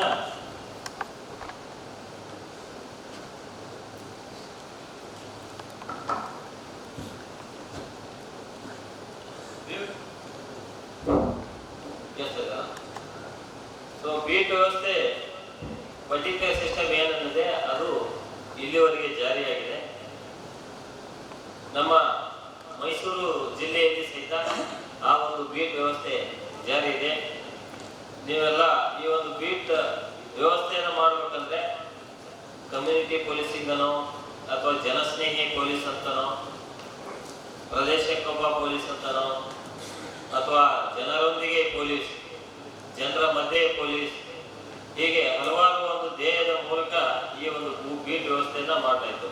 ಯಾಕೆ ಬೀಟ್ ಅಂತೇಳಿ ಇದುವರೆಗೆ ಇನ್ನೂ ಅದು ಹಳ್ಳಿಗಳಲ್ಲಿ ಬೀಟ್ ಪೊಲೀಸ್ ಅಂತಂದ್ರೆ ಹಳೆ ಕಾಲದ ಜನ ಹೆದರ್ತಾರೆ. ಬೀಟ್ ಪೊಲೀಸ್ ಅವ್ರ ಕಾಲದಲ್ಲಿ, ಹಳೆ ಕಾಲದಲ್ಲಿ ಬೀಟ್ ವ್ಯವಸ್ಥೆ ಯಾವ ರೀತಿ ಇತ್ತು, ಎಷ್ಟು ಎಫೆಕ್ಟಿವ್ ಆಗಿತ್ತು, ಕಡಿಮೆ ಸಿಬ್ಬಂದಿ ಇದ್ರು ಸಹಿತ ಬೀಟ್ ಒಬ್ಬ ಕಾನ್ಸ್ಟೇಬಲ್ಗೆ ಜನ ಎಲ್ಲ ಹೆದರ್ಕೋತಾ ಇದ್ರು ಅಥವಾ ಹೆಚ್ಚಿನ ಒಂದು ಮಾಹಿತಿ ಕೊಡ್ತಾ ಇದ್ರು, ಬಹಳ ಎಫೆಕ್ಟಿವ್ ಆಗಿ ಆಗ್ತಾ ಇತ್ತು ಅಂತ ಹೇಳ್ತಾರೆ. ಬೀಟ್ ಅಂತಂದ್ರೆ ಏನು? ನಮ್ಮ ಪೊಲೀಸ್ ವ್ಯವಸ್ಥೆಯ ಒಂದು ಸ್ಮಾಲೆಸ್ಟ್ ಯೂನಿಟ್ ಅಂತಂದ್ರೆ ಅದು ಬೀಟ್. ಬಿಗ್ಗೆಸ್ಟ್ ಯೂನಿಟ್ ಅಂತಂದ್ರೆ ನಮ್ಮ ಸ್ಟೇಟ್ ಬರ್ತದೆ, ಅದಾದ್ಮೇಲೆ ಡಿಸ್ಟಿಕ್ಗಳು ಬರ್ತವೆ, ಡಿಸ್ಟಿಕ್ ಆದ್ಮೇಲೆ ಉಪವಿಭಾಗಗಳು ಬರ್ತವೆ, ಉಪವಿಭಾಗ ಆದ್ಮೇಲೆ ಸರ್ಕಲ್ಗಳು ಅಂತ ಕೆಲವು ಕಡೆ ಇದೆ, ಅಥವಾ ಠಾಣಾ. ನೆಕ್ಸ್ಟ್ ಇಂಪಾರ್ಟೆಂಟ್ ಒಂದು ಸ್ಟೇಟ್ ಆದ್ಮೇಲೆ ಒಂದು ಡಿಸ್ಟಿಕ್ ಆದ್ಮೇಲೆ ಪೊಲೀಸ್ ಠಾಣೆ ಅನ್ನೋದು ಇಂಪಾರ್ಟೆಂಟ್. ಠಾಣೆ ಆದ್ಮೇಲೆ ಬೀಟ್ ಅನ್ನೋದು ಸ್ಮಾಲೆಸ್ಟ್ ಯೂನಿಟ್, ಬಹಳ ಇಂಪಾರ್ಟೆಂಟ್ ಇದೆ. ಎಲ್ಲಿ ಬೀಟ್ ವ್ಯವಸ್ಥೆ ಸ್ಟ್ರಾಂಗ್ ಆಗಿರ್ತದೆ ಪರಿಣಾಮಕಾರಿಯಾಗಿ ಕೆಲಸ ಮಾಡಲಿಕ್ಕೆ ಸಾಧ್ಯ ಆಗ್ತದೆ. ಸೊ ಹಂಗಾಗಿ ಈ ಬೀಟ್ ಬಗ್ಗೆ ಒಂದು ಸಣ್ಣ ಮಾಹಿತಿಯನ್ನು ನಿಮ್ಗೆಲ್ಲರಿಗೂ ಕೊಡೋಣ. ಈ ಒಂದು ಬೀಟ್ನಲ್ಲಿ ಯಾವ ಥರ ಕೆಲಸಗಳು ಇರ್ತವೆ, ಕೆಲವರು ಹೊಸ ಹುಡುಗರು ಬಂದಿದ್ದಾರೆ, ಅವರಿಗೆ ಒಂದು ಜವಾಬ್ದಾರಿ ಕೊಡೋಣ ಅಂತ ಹೇಳಿ ಈ ಒಂದು ಮೀಟಿಂಗನ್ನು ನಾವು ಕರೆದಿದ್ದೀವಿ. ಸೊ ಈಗಾಗಲೇ ಮಲಿಕ್ ಈಗಾಗಲೇ ಅದು 1017 ಎಲ್ಲ ಓದಿ ಹೇಳಿದ್ರ.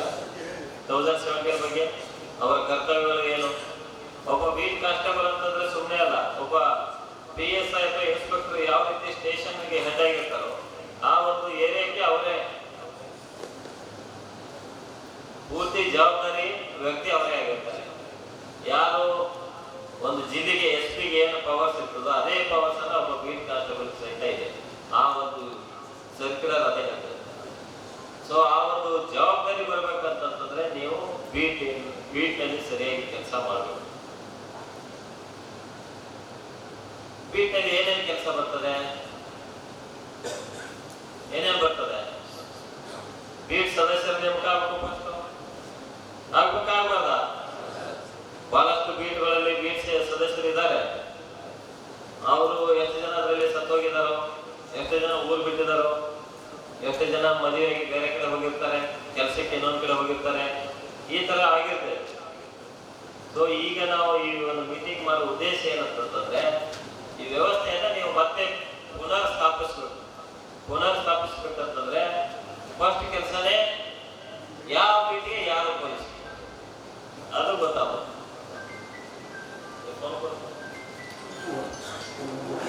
ಏನಪ್ಪ ಕೈ ಅಂತ ಕೇಳ್ತಾ ಇಲ್ವಾ?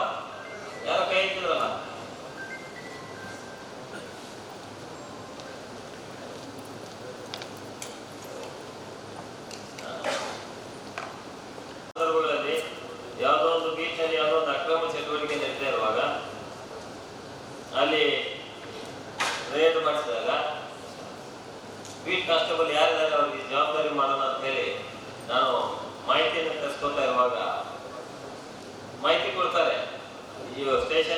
ಯಾರೋ ಒಂದು ಇಬ್ಬರು ಹೆಸರು ಕೊಡ್ತಾರೆ.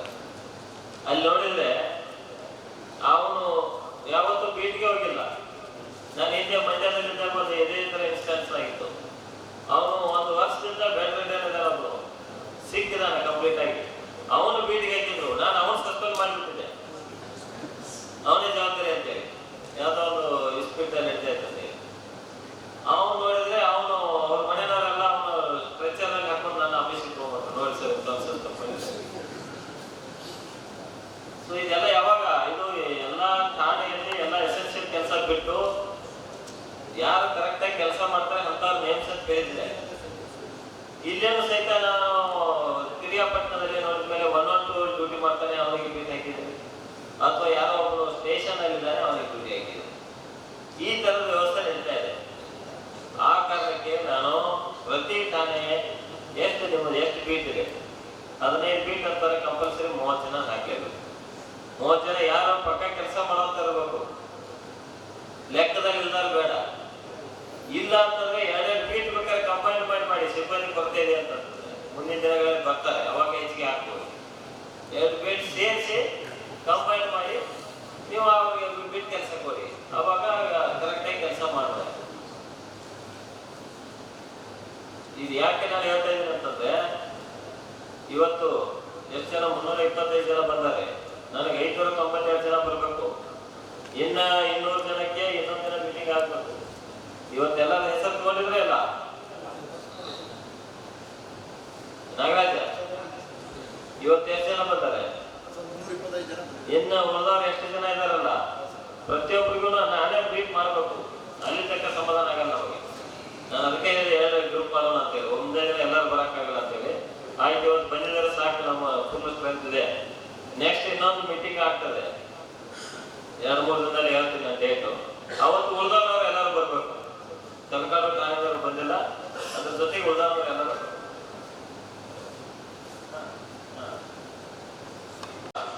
ಈಗ ಪ್ರತಿಯೊಬ್ಬರು ಸಹಿತ ನಂದು ಬೀಟ್ ಯಾವ್ದನ್ನು ನಾವು ಗೊತ್ತಿರ್ಬೇಕು. ಯಾವ್ಯಾವ ಹಳ್ಳಿ ಬರ್ತದೆ ಅದಕ್ಕೆ ಅಲ್ಲಿ ಏನೇನಿದೆ, ಎಷ್ಟು ಜನ MOBಗಳಿದ್ದಾರೆ, ಎಷ್ಟು ಜನ ರೋಡಿಗಳಿದ್ದಾರೆ, ಯಾವ್ದು ಇಂಪಾರ್ಟೆಂಟ್ ಕೇಸ್ ಆಗಿದೆ, ಯಾವ ಜಾತ್ರೆ ಇದೆ, ಯಾವತ್ತು ಹಬ್ಬ ಇದೆ, ಹಿಂದೆ ಯಾವಾಗ ಆಯ್ತು, ಅಲ್ಲಿ ಯಾರು ರಾಜಕೀಯ ವ್ಯಕ್ತಿಗಳು ಯಾರು, ಗನ್ ಲೈಸೆನ್ಸ್ ಹೋಲ್ಡರ್ ಯಾರು, ಪ್ರತಿಯೊಂದು ಮಾಹಿತಿ ಅವನಿಗೆ ಗೊತ್ತಿರ್ಬೇಕು ಆ ಕಸ್ಟಮರ್ಗೆ. ಸುಮ್ಮನೆ ಯಾರೋ ಕಾಂಟ್ರಾಕ್ಟರ್ಗೆ ಯಾರೋ ಕೆಲಸ ಮಾಡೋದಲ್ಲ ಇದು. ಎಷ್ಟು ಜನ ಕ್ರೈಮ್ ಬಂದಿದೆ ಅದರಲ್ಲಿ ಕೈ ಐತೆ? ಓಕೆ, ರೈತರುಗಳು ಎಷ್ಟು ಜನ ಬಂದಿದ್ರಿ? ಸಮನ್ಸ್ ವಾರೆಂಟ್ ಮಾಡೋರು ಎಷ್ಟು ಜನ ಇದ್ರಿ ನೋಡಿ. SP ಕಾನ್ಸ್ಟೇಬಲ್ಗಳು ಅವರು ಇದ್ದಾರೆ, IO ಅಸಿಸ್ಟೆಂಟ್ಗಳು ಅವರು ಇದ್ದಾರೆ. ಸೊ ಇದರರ್ಥ ಇದು ಏನಿದೆ ಎಲ್ಲರಿಗೆ ಅಂತಂದ್ರೆ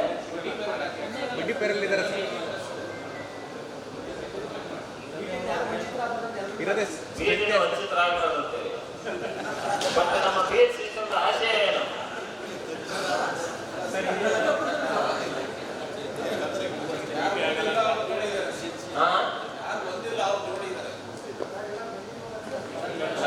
ಆಮೇಲೆ ನಾನು ರೋಡ್ ಡ್ಯೂಟಿ ಮಾಡ್ತಿದ್ದೆ ಸರ್, ನನಗೆ ಹಂಗಾಯ್ತು, ನಾನು ಅಲ್ಲಿ ಹೋಗಿದ್ದೆ ಸರ್, ನಾನು IO ಅಸಿಸ್ಟೆಂಟ್ ಮಾಡ್ತೀನಿ, ನಾನು ಆ ಊರಿಗೆ ಒಂದಿನ ಹೋಗಕ್ಕೆ ಟೈಮ್ ಆಗಿಲ್ಲ, ನನಗೆ ಯುವ ಕೇಸ್ ಬಾಲ್ ಇದೆ, ಅದು ಯಾವುದು ನಡೆದಿಲ್ಲ, ಇವತ್ತು ಬಂದಿದೆ ಅಂತಂದ್ರೆ ನಿಮ್ದು ಯಾವ ಬೀಟು ಪಕ್ಕ ಡಾಕ್ಯುಮೆಂಟೇಶನ್ ನಮ್ಮಲ್ಲಿ ಇರ್ತದೆ. ನಿಮ್ಮ ಏರಿಯಾದಲ್ಲಿ ಏನಾದ್ರು ಆದ್ರೆ ನೀವೇ ಜವಾಬ್ದಾರು. ಯಾರು ಜವಾಬ್ದಾರಿ ತಗೊಳಕ್ಕೆ ಇಷ್ಟ ಇಲ್ಲ ಹೆಣ್ಣಿಗೆ ಸುಮ್ಮನೆ ಮಾಡ್ತಾ ಇಲ್ಲ. ಈ ಒಂದು ಮೀಟಿಂಗು ನಿಮ್ಗೆಲ್ಲರಿಗೂ ಜವಾಬ್ದಾರಿ ಕೊಡೋಣ ಅಂತ ಮಾಡ್ತಾ ಇದ್ದೀವಿ. ಸೊ ಎಲ್ಲರೂ ಏನು ಇವತ್ತು ಮೀಟಿಂಗ್ ಬಂದಿದ್ರಿ, ಎಲ್ಲರೂ ನಮ್ಮ ಈ ಒಂದು ಬೀಟ್ ವ್ಯವಸ್ಥೆಯ ಭಾಗವಾಗಿದ್ದೀವಿ. ಸೊ ಇವತ್ತು ಯಾರು ಬಂದಿಲ್ಲ, ಪ್ರತಿಯೊಂದು ಬೀಟ್ಗೆ ಇನ್ನೊಬ್ಬರು ನೇಮಿಸ್ಬೇಕಾಯ್ತು, ಅವ್ರು ಯಾರು ಇವತ್ತು ಬಂದಿಲ್ಲ ಅವ್ರಿಗೆ ಇನ್ನೊಂದು 2-3 ದಿನದಲ್ಲಿ ಮೀಟಿಂಗ್ ಮಾಡ್ತೀವಿ, 2ನೇ ಮೀಟಿಂಗ್ ಅನ್ನ ಮಾಡ್ತೀವಿ. ಸೊ ನಿಮ್ಮದು ಫಸ್ಟ್ ಜವಾಬ್ದಾರಿ ಏನು ಎಲ್ಲರದ್ದು, ಈಗ ನಿಮ್ಮ ಬೀಟ್ ಯಾವ್ದಿದೆ ಅಂತ ನೀವು ನೋಡ್ಕೋಬೇಕು. ಆ ಬೀಟ್ ನಲ್ಲಿ ಯಾವ್ಯಾವ ರಿಲೀಸ್ಗಳಿದ್ದಾವೆ, ಎಷ್ಟು ಜನಕ್ಕೆ ಸಿಮ್ ಕೊಟ್ಟಿದ್ದಾರೆ, ಬೀಟ್ ಸಿಮ್ ಯಾರಿಗೆ ಕೊಟ್ಟಿಲ್ಲ ಕೈ ಐತಿ, ಕೊಟ್ಟಿಲ್ಲ ನಾವು ಕೈ ಐತಿ, ಬೀಟ್ ಸಿಮ್ ಕೊಟ್ಟಿಲ್ಲ ನನಗೆ ಅಂತೇಳಿ. ಅವ್ರಿಗೆಲ್ಲರಿಗೂ ಫಸ್ಟ್ ಬೀಟ್ ಸಿಮ್ ಕೊಡ್ಬೇಕು. ಫಸ್ಟ್ ನೋಟ್ ಮಾಡ್ಕೊಳಪ್ಪ ನಾಗರಾಜ್, ಏನೇನು ಕೆಲಸ ಕೆಲಸಗಳು ಆಗ್ಬೇಕಂತ ಹೇಳ್ತೀನಿ ನಾನು ನೆಕ್ಸ್ಟ್ ಒಂದು ವಾರದಲ್ಲಿ. ಫಸ್ಟ್ ಎಲ್ಲ ರೈತರುಗಳು ಅಥವಾ ಇನ್ಸ್ಪೆಕ್ಟರ್ಗಳು ಪ್ರತಿಯೊಬ್ಬ ಬೀಟ್ ಸಿಬ್ಬಂದಿಗೂ ಫಸ್ಟ್ ಪಾಯಿಂಟ್, ಪ್ರತಿ ಬೀಟ್ಗೆ 2 ಕಾನ್ಸ್ಟೇಬಲ್ಗಳು ನೇಮಿಸಬೇಕು ಒಂದು ಹೆಸರು. ಆ 2 ಕಾನ್ಸ್ಟೇಬಲ್ಗಳಿಗೆ 2ನೇ ಪಾಯಿಂಟ್, ಸರ್ಕಾರದಿಂದ ವಿತರಣೆಯಾದ ಸಿಮ್ ಅನ್ನ ಕೊಡಬೇಕು. ಆಯ್ತಾ? 3ನೇ ಪಾಯಿಂಟ್, ಯಾರು ಬೀಟ್ಗೆ ನೇಮಿಸಿದ್ದಾರೆ ಸಿಬ್ಬಂದಿಗಳು ಅವರು ಆ ಬೀಟಿನ ಒಂದು ಕನಿಷ್ಠ ಮಾಹಿತಿ ಏನಿದೆ, ಯಾವ ವಿಲೇಜ್ ಬರ್ತವೆ, ಅಲ್ಲಿ ಏನು ಇಂಪಾರ್ಟೆಂಟ್ ಇದೆ, ಅಕ್ರಮ ಚಟುವಟಿಕೆಗಳು ಏನು ಹಿಂದೆ ನಡೀತಿತ್ತು, ಈಗೇನಿದೆ, ಎಂತ ಜನ ಇದ್ದಾರೆ, ಇದ್ರ ಬಗ್ಗೆ ಕನಿಷ್ಠ ಮಾಹಿತಿಯನ್ನು ಅವರು ಸ್ಟೇಷನ್ ಇಂದ ಕಲೆಕ್ಟ್ ಮಾಡ್ಕೋಬೇಕು. ಹಿಂದೆ ಬೀಟ್ ವ್ಯವಸ್ಥೆಯಲ್ಲಿ ಇರ್ತದೆ ಅದೆಲ್ಲ. 4ನೇದು, ಎಷ್ಟು ಜನ ಸದಸ್ಯರು ಮಾಡ್ಬೇಕಂತಿದೆ? 50. ಒಂದು ಬೀಟ್ಗೆ ಎಷ್ಟು ಜನ ಸದಸ್ಯರು ಮಾಡ್ಬೇಕಂತಿದೆ?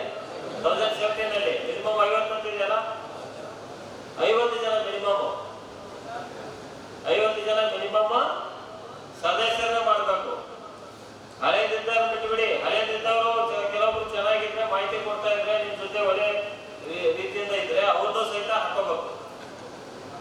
ಅದ್ರ ಜೊತೆಗೆ ಹೊಸಬ್ರು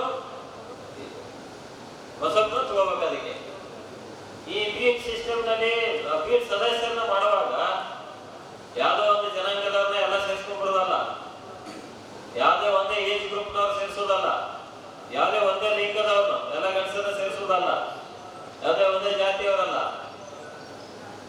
ಇದರಲ್ಲಿ ಸಮಾಜದಲ್ಲಿ ಒಬ್ಬ ಒಳ್ಳೆಯ ಸ್ಥಾನ ಇರುವಂತ ವ್ಯಕ್ತಿ ಇರ್ಬೇಕು.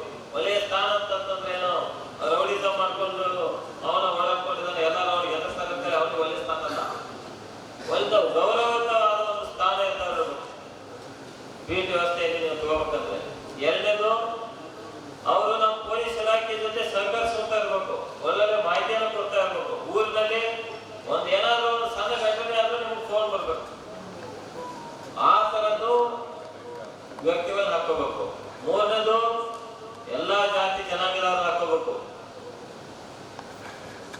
SC ST ಕಾಲನಿಯಿಂದ ಹಿಡಿದು ಬೇರೆ ಬೇರೆ ಜನಾಂಗದವರು ಎಲ್ಲರೂ ಸೇರಿಸ್ಕೋಬೇಕು. ಅದರಲ್ಲಿ ಮಹಿಳೆಯರು ಇರ್ಬೇಕು, ಯುವಕರು ಇರ್ಬೇಕು, ವಯಸ್ಸಾದವರು ಅನುಭವಿಸಿದವರು ಇರ್ಬೇಕು, ಇಂಥವ್ರನ್ನ ಸೇರಿಸ್ಕೋಬೇಕು. ಆಮೇಲೆ retired officers, retired ex service member ಇದ್ರೆ, ರಿಟೈರ್ಡ್ ಬೇರೆ ಬೇರೆ ಇಲಾಖೆಯಲ್ಲಿ ಒಳ್ಳೊಳ್ಳೆ ಸ್ಥಾನದಲ್ಲಿ ರಿಟೈರ್ಡ್ ಆಗಿರ್ತಾರೆ, ನಿಮ್ಮ ಏರಿಯಾದಲ್ಲಿ ವಾಸ ಮಾಡ್ತಾ ಇರ್ತಾರೆ, ಅಂಥವ್ರು ಸೇರಿಸ್ಕೋಬೇಕು. ಅದ್ರ ಜೊತೆಗೆ ಟೋಟಲ್ ಆಗಿ ಒಟ್ಟು 50 ಜನ ಮಾಡ್ಬೇಕು. ಮಾಡ್ಬೋದಾ? ಮಾಡಕ್ಕಾಗಲ್ಲ ಇದು. ನೆಕ್ಸ್ಟ್ ಒಂದು ವಾರ 10 ಜನ ಟೈಮ್ ಕೊಡ್ತೀವಿ. ಈ 3 ಕೆಲಸಗಳು ಆಗ್ಬೇಕು. ಈಗಾಗಲೇ ಬೀಟ್ ನೇಮಿಸಿದ್ರಿ, ಕೆಲವರು ನೇಮಿಸಿದ್ರೆ ನೇಮಿಸಿ ಆದ್ಮೇಲೆ ಹೋದಂತ ಅವ್ರಿಗೆ ನಾವು ಮೀಟಿಂಗ್ ಮಾಡ್ತೀವಿ, ಸಿಮ್ ಕೊಡ್ತಾಯ್ತು, ಬೀಟ್ ಸದಸ್ಯರು ನೇಮಿಸೋದಾಯ್ತು. ಇದೆಲ್ಲ ಆದ್ಮೇಲೆ ಏನ್ ಮಾಡೋದು? ಮುಂದಿನ ಕೆಲಸ ಬೀಟ್ ಗ್ರಾಮದಲ್ಲಿ ಮೀಟಿಂಗ್ ಮಾಡಬೇಕು. ಬೀಟ್ ಮೀಟಿಂಗ್ ಈಗ ಒಂದು ಬೀಟಲ್ಲಿ ಕೆಲವು ಕಡೆ 5 ಹಳ್ಳಿ ಇರ್ಬೋದು, 10 ಹಳ್ಳಿ ಇರ್ಬೋದು. ಆ 10 ಹಳ್ಳಿಯಲ್ಲಿ ಫಸ್ಟ್ ಮೀಟಿಂಗು ಯಾವುದೋ ಒಂದು ದೊಡ್ಡ ಹಳ್ಳಿಯಲ್ಲಿನೋ ಅಥವಾ ಯಾವುದೋ ಒಂದು ದೊಡ್ಡ ಚೌಟ್ರಿನೋ ಈ ತರ ಒಂದು ಯಾವ್ದಾದ್ರು ಸಿಕ್ಕರೆ ಅಲ್ಲಿ ಎಲ್ಲರನ್ನ ಕರೆಸಿ ಬೀಟ್ಗೆ ಮೀಟಿಂಗ್ ಅನ್ನ ಮಾಡಬೇಕು. ಈ ಬೀಟ್ ಮೀಟಿಂಗ್ ಯಾರ್ಯಾರು ಮಾಡಬೇಕು? ಬೀಟ್ ಸದಸ್ಯರು, ಯಾರು ಬೀಟ್ ಮೆಂಬರ್ಸ್ ಇರ್ತಾರೆ, ಮಿನಿಮಮ್ ಅವರು ಇರ್ಬೇಕು. ಅದ್ರ ಜೊತೆ ಬೇರೆ ಜನ ಇದ್ರು ಬರ್ಲಿ, ಸೇರಿಸ್ಕೊಳ್ಳಿ. ನೀವ್ಯಾರು ಇರ್ಬೇಕು? ಬಡ್ಡಿ ಪೇರ್ ಇಬ್ರು ಇರ್ಬೇಕು. ನಿಮ್ಮ ಮೇಲು ಉಸ್ತುವಾರಿ ಅಧಿಕಾರಿ ಯಾರು? ASI ಅಥವಾ PSI ಅವರು ಇರ್ಬೇಕು. ಅದಕ್ಕಿಂತ ಮೇಲಿನ ಅಧಿಕಾರಿಗಳು CPIಗಳು, DSPಗಳು, ನಾವು ನೀವು ಎಲ್ಲೆಲ್ಲಿ ಕರಿತೀರಿ ಎಲ್ಲೆಲ್ಲಿ ಬರ್ತೀವಿ ಬೀಟ್ ಮೀಟಿಂಗ್ ಮಾಡ್ಲಿಕ್ಕೆ. ಸೊ ಮುಂದಿನ 15 ದಿನಗಳಲ್ಲಿ ಬೀಟ್ ಸದಸ್ಯರ ನೇಮಕ 10 ದಿನಗಳಲ್ಲಿ ಆಗಬೇಕು. ಅದಾದ ಮುಂದೆ 5 ದಿನಗಳಲ್ಲಿ ಬೀಟ್ನ ಸದಸ್ಯರ ಒಂದು ಮೀಟಿಂಗ್ ಅನ್ನ ಮಾಡಬೇಕು. ಸೊ ಆ ಮೀಟಿಂಗ್ ಮಾಡಿದಾಗ ನಿಮ್ಗೆ ಪರಿಚಯ ಆಗ್ತಾರೆ, ಮುಖ ಪರಿಚಯ ಆಗ್ತಾರೆ. ಬೀಟ್ ನಲ್ಲಿ ನಮ್ಮ ಊರು ಪೊಲೀಸ್ ಬಂದು ಅಂತ ಹೇಳಿ ಹೇಳ್ತಾರೆ. ಆವಾಗ ನಿಮಗೆ ಅವರಿಗೆ ಒಂದು ಒಳ್ಳೆಯ ಬಾಂಧವ್ಯ ಬೆಳೀತದೆ. ಬಾಂಧವ್ಯ ಬೆಳೆದ್ರೆ ಮಾಹಿತಿ ಎಕ್ಸ್ಚೇಂಜ್ ಆಗ್ತದೆ. ನಿಮಗೆ ಅವ್ರು ಏನಾದ್ರು ಕೇಳೋದಿದ್ರೆ ಅವ್ರು ನಿಮ್ಮ ಅಡ್ವೈಸ್ ಕೇಳ್ಬೋದು, ನಿಮ್ಗೆ ಫೋನ್ ಮಾಡಿ ನೀವು ಅವರಿಗೆ ಕೊಡ್ಬೋದು. ಆಮೇಲೆ ಇನ್ನೊಂದು ಫೋನ್ ನಂಬರ್ಗಳು ಎಕ್ಸ್ಚೇಂಜ್. ನಿಮ್ದು ಸಿಮ್ ಗೌರ್ಮೆಂಟ್ ಸಿಮ್ ಇದೆ. ಈಗ ಯಾರಾದ್ರೂ ಒಬ್ರು ಆಫೀಸರ್ ಹೇಳಿ ಬೀಟ್ಗೆ ಅದೇ ಸಿಮ್ ಕೊಡ್ತಾ ಇದ್ರ ಅಥವಾ ಬೀಟ್ ಸಿಬ್ಬಂದಿ ಜೊತೆಗೆ ಕೊಟ್ಟು ಬಿಡ್ತಾ ಇದ್ರ? ಒಂದು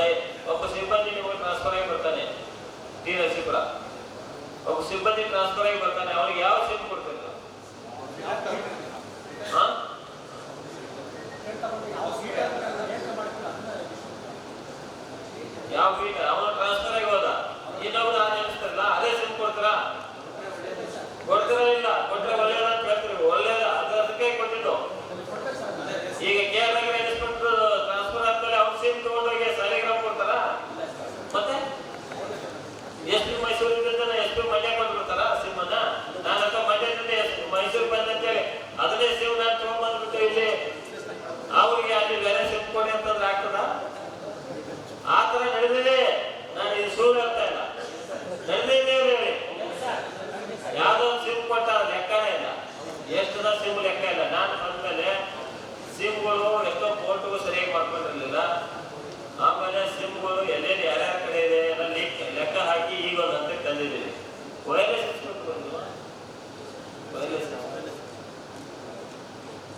ವೈರ್ಲೆಸ್ ಬರೋಕ್ಕಿಲ್ಲ, ಅದು ಸಿಮ್ ನೋಡ್ತಾರೆ ಅವರು. ಸೊ ಈ ತರ ವ್ಯವಸ್ಥೆ ಇದೆ. ನೀವು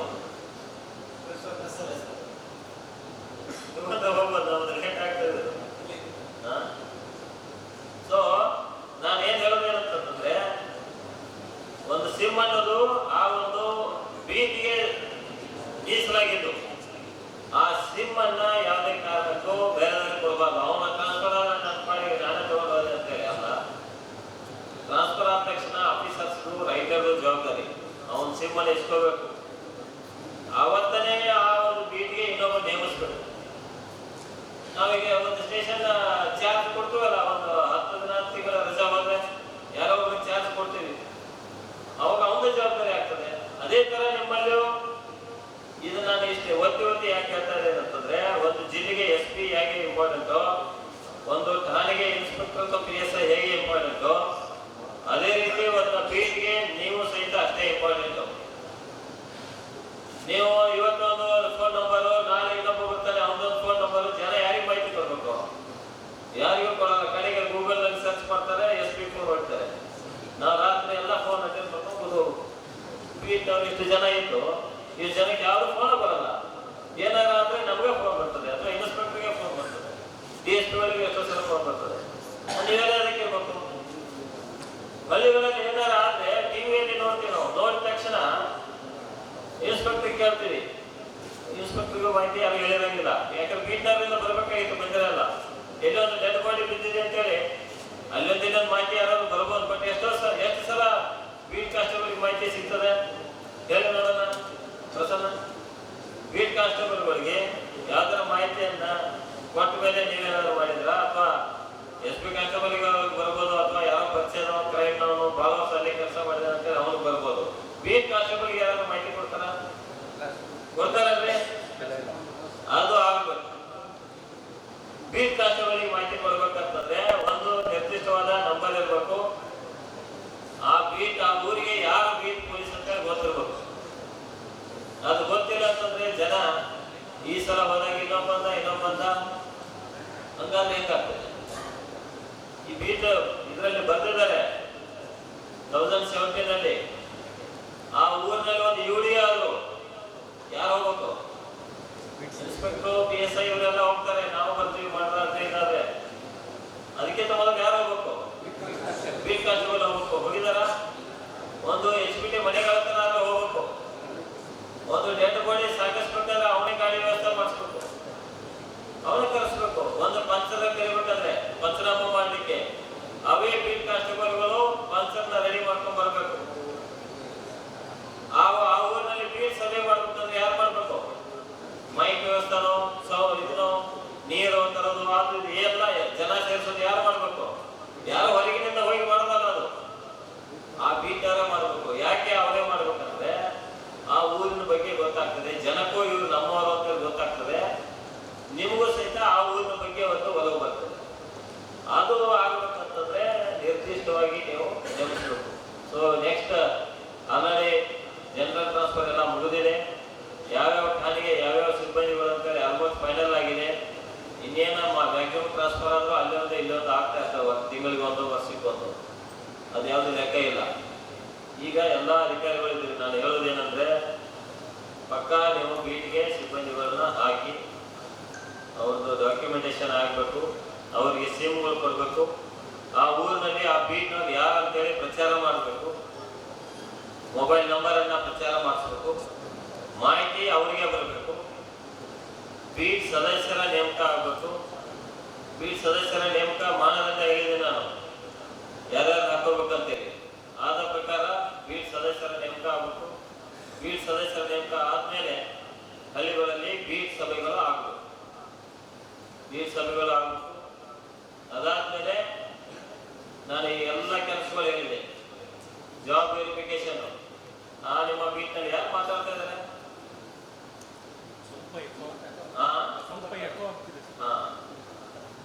ಜಾಬ್ ವೆರಿಫಿಕೇಶನ್ಗೆ ಯಾವ್ದಾರ ಅಪ್ಲಿಕೇಶನ್ ಬಂದ್ರೆ ಅವರೇ ಮಾಡಬೇಕು. ಪಾಸ್ಪೋರ್ಟ್ ವೆರಿಫಿಕೇಶನ್ ಅವರೇ ಮಾಡಬೇಕು. ಲೋಕಲ್ ಸಮನ್ಸ್ ವಾರೆಂಟ್ ಇದ್ರೆ ನಿಮ್ಮ ಬೀಟ್ ಸಿಬ್ಬಂದಿನೇ ಮಾಡಬೇಕು. ನಾನ್ ಲೋಕಲ್ ಇದ್ರೆ ಬೇರೆ ಸೇರ್ತೀರ ಹೋಗ್ತಾರೆ. ಆ ಊರಿನಲ್ಲಿ ಯೂರಿಯರ್ ಆಗಲಿ, ಮನೆಗಳತನ ಆಗಲಿ, ರಾಬರಿ ಆಗಲಿ, ದರೋಡೆ ಆಗಲಿ, ಕೊಲೆ ಆಗಲಿ, ಯಾವುದೇ ಕೇಸ್ ಆದ್ರೂ ಸಹಿತ ಇವರು ಫಸ್ಟ್ ಇರಬೇಕಲ್ಲಿ, ಇವರೇ ಹೋಗ್ಬೇಕು. ಆ ಒಂದು ಕೇಸಿಗೆ ಎಲ್ಲ ರೀತಿಯಿಂದ ಸರ್ಕಾರನ ಬೀಟ್ ಕಾನ್ಸ್ಟೇಬಲ್ಗಳು ಕೊಡಬೇಕು. ನಾವು ಯಾವ್ದು ಜೀವನದಲ್ಲೂ ಅಷ್ಟೇ, ಯಾವ್ದಾದ್ರು ಸ್ಪಾಟ್ ಹೋಗ್ಬೇಕಾದ್ರೆ ಯಾರು ಬೀಟ್ ಅಂತ ಕೇಳ್ಬೇಕು, ಅವನ್ನ ಎಕ್ಸ್ಪ್ಲೈನ್ ಮಾಡ್ಬೇಕು ಏನಾಯ್ತು ಅಂತೇಳಿ. ಒಂದು ಕ್ರೈಮ್ ಏನಾದ್ರು ಆದ್ರೆ ಆ ಊರಿಂದು ಅವನೇ ಪತ್ತೆ ಮಾಡಲಿಕ್ಕೆ ಅವನೇ ಕ್ರೈಮ್ ಟೀಮ್ ಜೊತೆ ಇರಬೇಕು. ಪಂಚನಾಮಗೆ ವ್ಯವಸ್ಥೆ ಅವರೇ ಮಾಡಿಸ್ಕೊಡ್ಬೇಕು. ಡೆಡ್ ಬಾಡಿ ಸಾಗಿಸಲಿಕ್ಕೆ ನಾವು ಬೇರೆ ಬೇರೆ ಎಲ್ಲಾ ಕೆಲಸಕ್ಕೆ ಸಹಿತ ಅದೇ ಬೀಟ್ ಸಿಬ್ಬಂದಿನ ಉಪಯೋಗಿಸ್ಕೋಬೇಕು. ಏನೋ ಒಂದು ಆ ಊರಿನಲ್ಲಿ ಜಾತ್ರೆ ಇರ್ತದೆ, ಅವನು ಬೇರೆ ಕಡೆ ಬಂದೋಬಸ್ತ್ ಕಳಿಸಿರ್ತಾರೆ. ಆಗಿದೆಯಲ್ಲ ಎಷ್ಟು ಸಲ ಮತ್ತೇನೇನು ವ್ಯವಸ್ಥೆ ಆದಂಗಾಯ್ತು. ಆ ಊರಿಂದ ಪರಿಚಯದವರ ಅವನು ಇವ್ರಿಗೆ ಇರ್ತಾರೆ. ಅವನು ಎಲ್ಲೂ ಬೇರೆ ಕಡೆ ಹೋದಂತೆ ಅವನ ಜಾಗದಲ್ಲಿ ಇನ್ನೊಬ್ರು ಬೇರೆ ಕೆಲಸ ಮಾಡೋದಂತೆ. ಈ ತರ ಹೇಗೆ ಆಗ್ತದೆ? ಸೊ ಈ ಒಂದು ಎಲ್ಲ ಕೆಲಸಗಳು ಫಸ್ಟ್ ಪ್ರಯಾರಿಟಿ ಕೆಲಸಗಳು. ಇದಾದ್ಮೇಲೆ ಜವಾಬ್ದಾರಿಗಳು ಅಂತ ಹೇಳಿದೆ ನಾನು. ಬೀಟ್ನಲ್ಲಿ ಏನೇನು ಜವಾಬ್ದಾರಿಗಳು ಇರ್ತಾವ ಅಂತೇಳಿ ನಾನು ಕಳೆದ 10-15 ದಿನಗಳಲ್ಲಿ ಎಲ್ಲ 8 ತಾಲೂಕುಗಳಿಗೆ ಭೇಟಿ ನೀಡಿ ಜನರ ಸಮಸ್ಯೆಗಳು ಏನೇನಿದೆ, ಅದರಲ್ಲಿ ಸ್ಥಳೀಯವಾಗಿ ಏನೇನು ಸಮಸ್ಯೆಗಳನ್ನ ಜನ ಅನುಭವಿಸ್ತಾ ಇದ್ದಾರೆ ಅದನ್ನ ಸಾಧ್ಯವಾದಷ್ಟು ಮಟ್ಟಿಗೆ ಪರಿಹರಿಸೋಣ ಅಂತೇಳಿ ನಾವೆಲ್ಲ ಸೇರಿ ಮೀಟಿಂಗ್ ಅನ್ನು ಸಹಿತ ಮಾಡಿದ್ವಿ. ಮೀಟಿಂಗ್ ಮಾಡಿದಾಗ ಹಲವಾರು ವಿಷಯಗಳನ್ನ ನಮ್ಮ ಗಮನಕ್ಕೆ ತಂದಿದ್ದಾರೆ. ಟ್ರಾಫಿಕ್ ಬಗ್ಗೆ ಇರ್ಬೋದು, ಪೊಲೀಸ್ ಸ್ಟೇಷನ್ ಅಲ್ಲಿ ಸ್ಪಂದನೆ ಮಾಡೋದಿರ್ಬೋದು, ಇವೆಲ್ಲದರ ಬಗ್ಗೆ ಹೇಳಿದ್ದಾರೆ. ಅದರ ಜೊತೆಗೆ ಅಕ್ರಮ ಚಟುವಟಿಕೆಗಳ ಬಗ್ಗೆ ಗಮನ ಹರಿಸಲಿಕ್ಕೆ ಮತ್ತು ಅದನ್ನ ಕಂಟ್ರೋಲ್ ಮಾಡಲಿಕ್ಕೆ ಬಹಳಷ್ಟು ಜನ ರಿಕ್ವೆಸ್ಟ್ ಮಾಡ್ಕೊಂಡಿದ್ದಾರೆ. ಮದ್ಯ ಮಾರಾಟದ ಬಗ್ಗೆ ಹಳ್ಳಿಗಳಿಗೆ, ಕಾಲೋನಿಗಳಲ್ಲಿ, ಪೆಟ್ಟಿ ಅಂಗಡಿಗಳಲ್ಲಿ, ಕಿರಾಣಿ ಅಂಗಡಿಗಳಲ್ಲಿ ಮದ್ಯ ಮಾರಾಟ ಮಾಡ್ತಾ ಇದ್ದಾರೆ. ಅದನ್ನ ಕಂಟ್ರೋಲ್ ಮಾಡ್ಬೇಕಂತೇಳಿ ಎಷ್ಟು ಜನ ತಮ್ಮ ಅಹವಾಲನ್ನ ನಮ್ಮ ಮುಂದೆ ಹೇಳ್ಕೊಂಡಿದ್ದಾರೆ. ಅದೇ ರೀತಿ ಇತ್ತೀಚಿನ ದಿನಗಳಲ್ಲಿ ಅಕ್ರಮವಾಗಿ ಗಾಂಜಾ ಸೇವನೆ ಮಾಡೋರು ಪ್ಲಸ್ ಗಾಂಜಾ ಸರಬರಾಜು ಮಾಡೋರು ಸಹಿತ ಬಹಳಷ್ಟು ಜನ ಆಗಿದ್ದಾರೆ. ಡ್ರಗ್ಸ್ ಅದರ್ ಡ್ರಗ್ಸ್ ಎಲ್ಲ ಅದ್ರ ಬಗ್ಗೆ ಸಹಿತ ಬಹಳಷ್ಟು ಜನ ನಮ್ಮ ಊರಿನಲ್ಲಿ ಅಷ್ಟು ಇರ್ತಾ ಇದೆ, ಇಷ್ಟು ಇರ್ತಾ ಇದೆ ಅಂತೇಳಿ ತಮ್ಮ ಒಂದು ಅಹವಾಲನ್ನ ನಮ್ಮ ಮುಂದೆ ಹೇಳ್ಕೊಂಡಿದ್ದಾರೆ. ಆಮೇಲೆ ಹಳ್ಳಿಗಳಲ್ಲಿ, ಗದ್ದೆಗಳಲ್ಲಿ ಡಿಸ್ಪ್ಯೂಟ್ ಆಗ್ತಾ ಇದ್ದಾರೆ ಅಂತೇಳಿ ಬಹಳಷ್ಟು ಜನ ನಮಗೂ ಫೋನ್ ಮಾಡ್ತಾರೆ, ನಿಮಗೂ ಸಹಿತ ಫೋನ್ ಮಾಡ್ತಾ ಇರ್ತಾರೆ. ಅದನ್ನ ಕಂಟ್ರೋಲ್ ಆಗಬೇಕು. ಕ್ರಿಕೆಟ್ ಬೆಟ್ಟಿಂಗ್ ಮತ್ತು online betting, cricket betting, online betting ಬಹಳಷ್ಟು ಯುವಕರು ತಮ್ಮ ಮೊಬೈಲ್ನಲ್ಲಿ ಮುಳುಗೋಗಿರ್ತಾರೆ 24 hours. ಅದರಲ್ಲೇ ಇದು ಮಾಡ್ಕೊಂತ ಗೇಮ್ಗಳನ್ನು ಆಡೋದ್ರಲ್ಲಿ ನಿರತರಾಗಿದ್ದಾರೆ. ತಮ್ಮ ಭವಿಷ್ಯ ಹಾಳು ಮಾಡ್ಕೊತಾ ಇದ್ದಾರೆ. ಅದಕ್ಕಿಂತ ಹೆಚ್ಚಿನದಾಗಿ ಗೇಮಿಂಗ್ನಲ್ಲಿ ದುಡ್ಡನ್ನು ಕಳ್ಕೊತಾ ಇದ್ದಾರೆ. ದುಡ್ಡು ಕಳ್ಕೊಂಡು ಸಾಲ ಮಾಡ್ಕೊಂಡಿದ್ದಾರೆ. ಸಮಾಜದಲ್ಲಿ ಸಾಲ ಮಾಡ್ಕೊಂಡು ಮರ್ಯಾದೆ ಕಳ್ಕೊತಾ ಇದ್ದಾರೆ. ಮರ್ಯಾದೆಗೆ ಅಂಜಿ ಎಷ್ಟೋ ಜನ ಜೀವ ಕಳ್ಕೊಂಡಿದ್ದಾರೆ ಅಂತೇಳಿ ಬಹಳಷ್ಟು ಜನ ತಮ್ಮ ಅಹವಾಲುಗಳನ್ನು ಹೇಳಿದ್ದಾರೆ. ಸೊ ಒಬ್ಬ ಬೀಟ್ ಕಾನ್ಸ್ಟೇಬಲ್ ಆದ ಜವಾಬ್ದಾರಿ ಏನು? ನಿಮ್ಮ ಏರಿಯಾದಲ್ಲಿ ಯಾರಂತವರು ಆನ್ಲೈನ್ ಗೇಮಿಂಗ್, ಕ್ರಿಕೆಟ್ ಬೆಟ್ಟಿಂಗ್ ಇರ್ಬೋದು, ಬೇರೆ ಮಾಡ್ತಾ ಇದ್ರು ಗೊತ್ತಾಗ್ತದೆ. ಹಳ್ಳಿಗಳಲ್ಲಿ ಹೋಗಿ ನೀವು ಮಾಹಿತಿ ತೆಗೆದ್ರೆ ಗೊತ್ತಾಗ್ತದೆ. ಯಾರು ಇಂತ ಸುಮ್ಮನೆ ಯಾವುದೇ ಕೆಲಸ ಇಲ್ಲ ಈ ತರ ಓಡಾಡ್ಕೊಂಡಿದ್ದಾರೆ, ಊರು ತುಂಬಾ ಸಾಲ ಮಾಡ್ಕೊಂಡಿದ್ದಾರೆ, ಒಂದು 15 ತಿಂಗಳಾಯ್ತು ಊರ್ ಬಿಟ್ಟು ಹೋಗಿದ್ದಾರೆ, ಸಾಲಗಾರ ಇದಕ್ಕೆ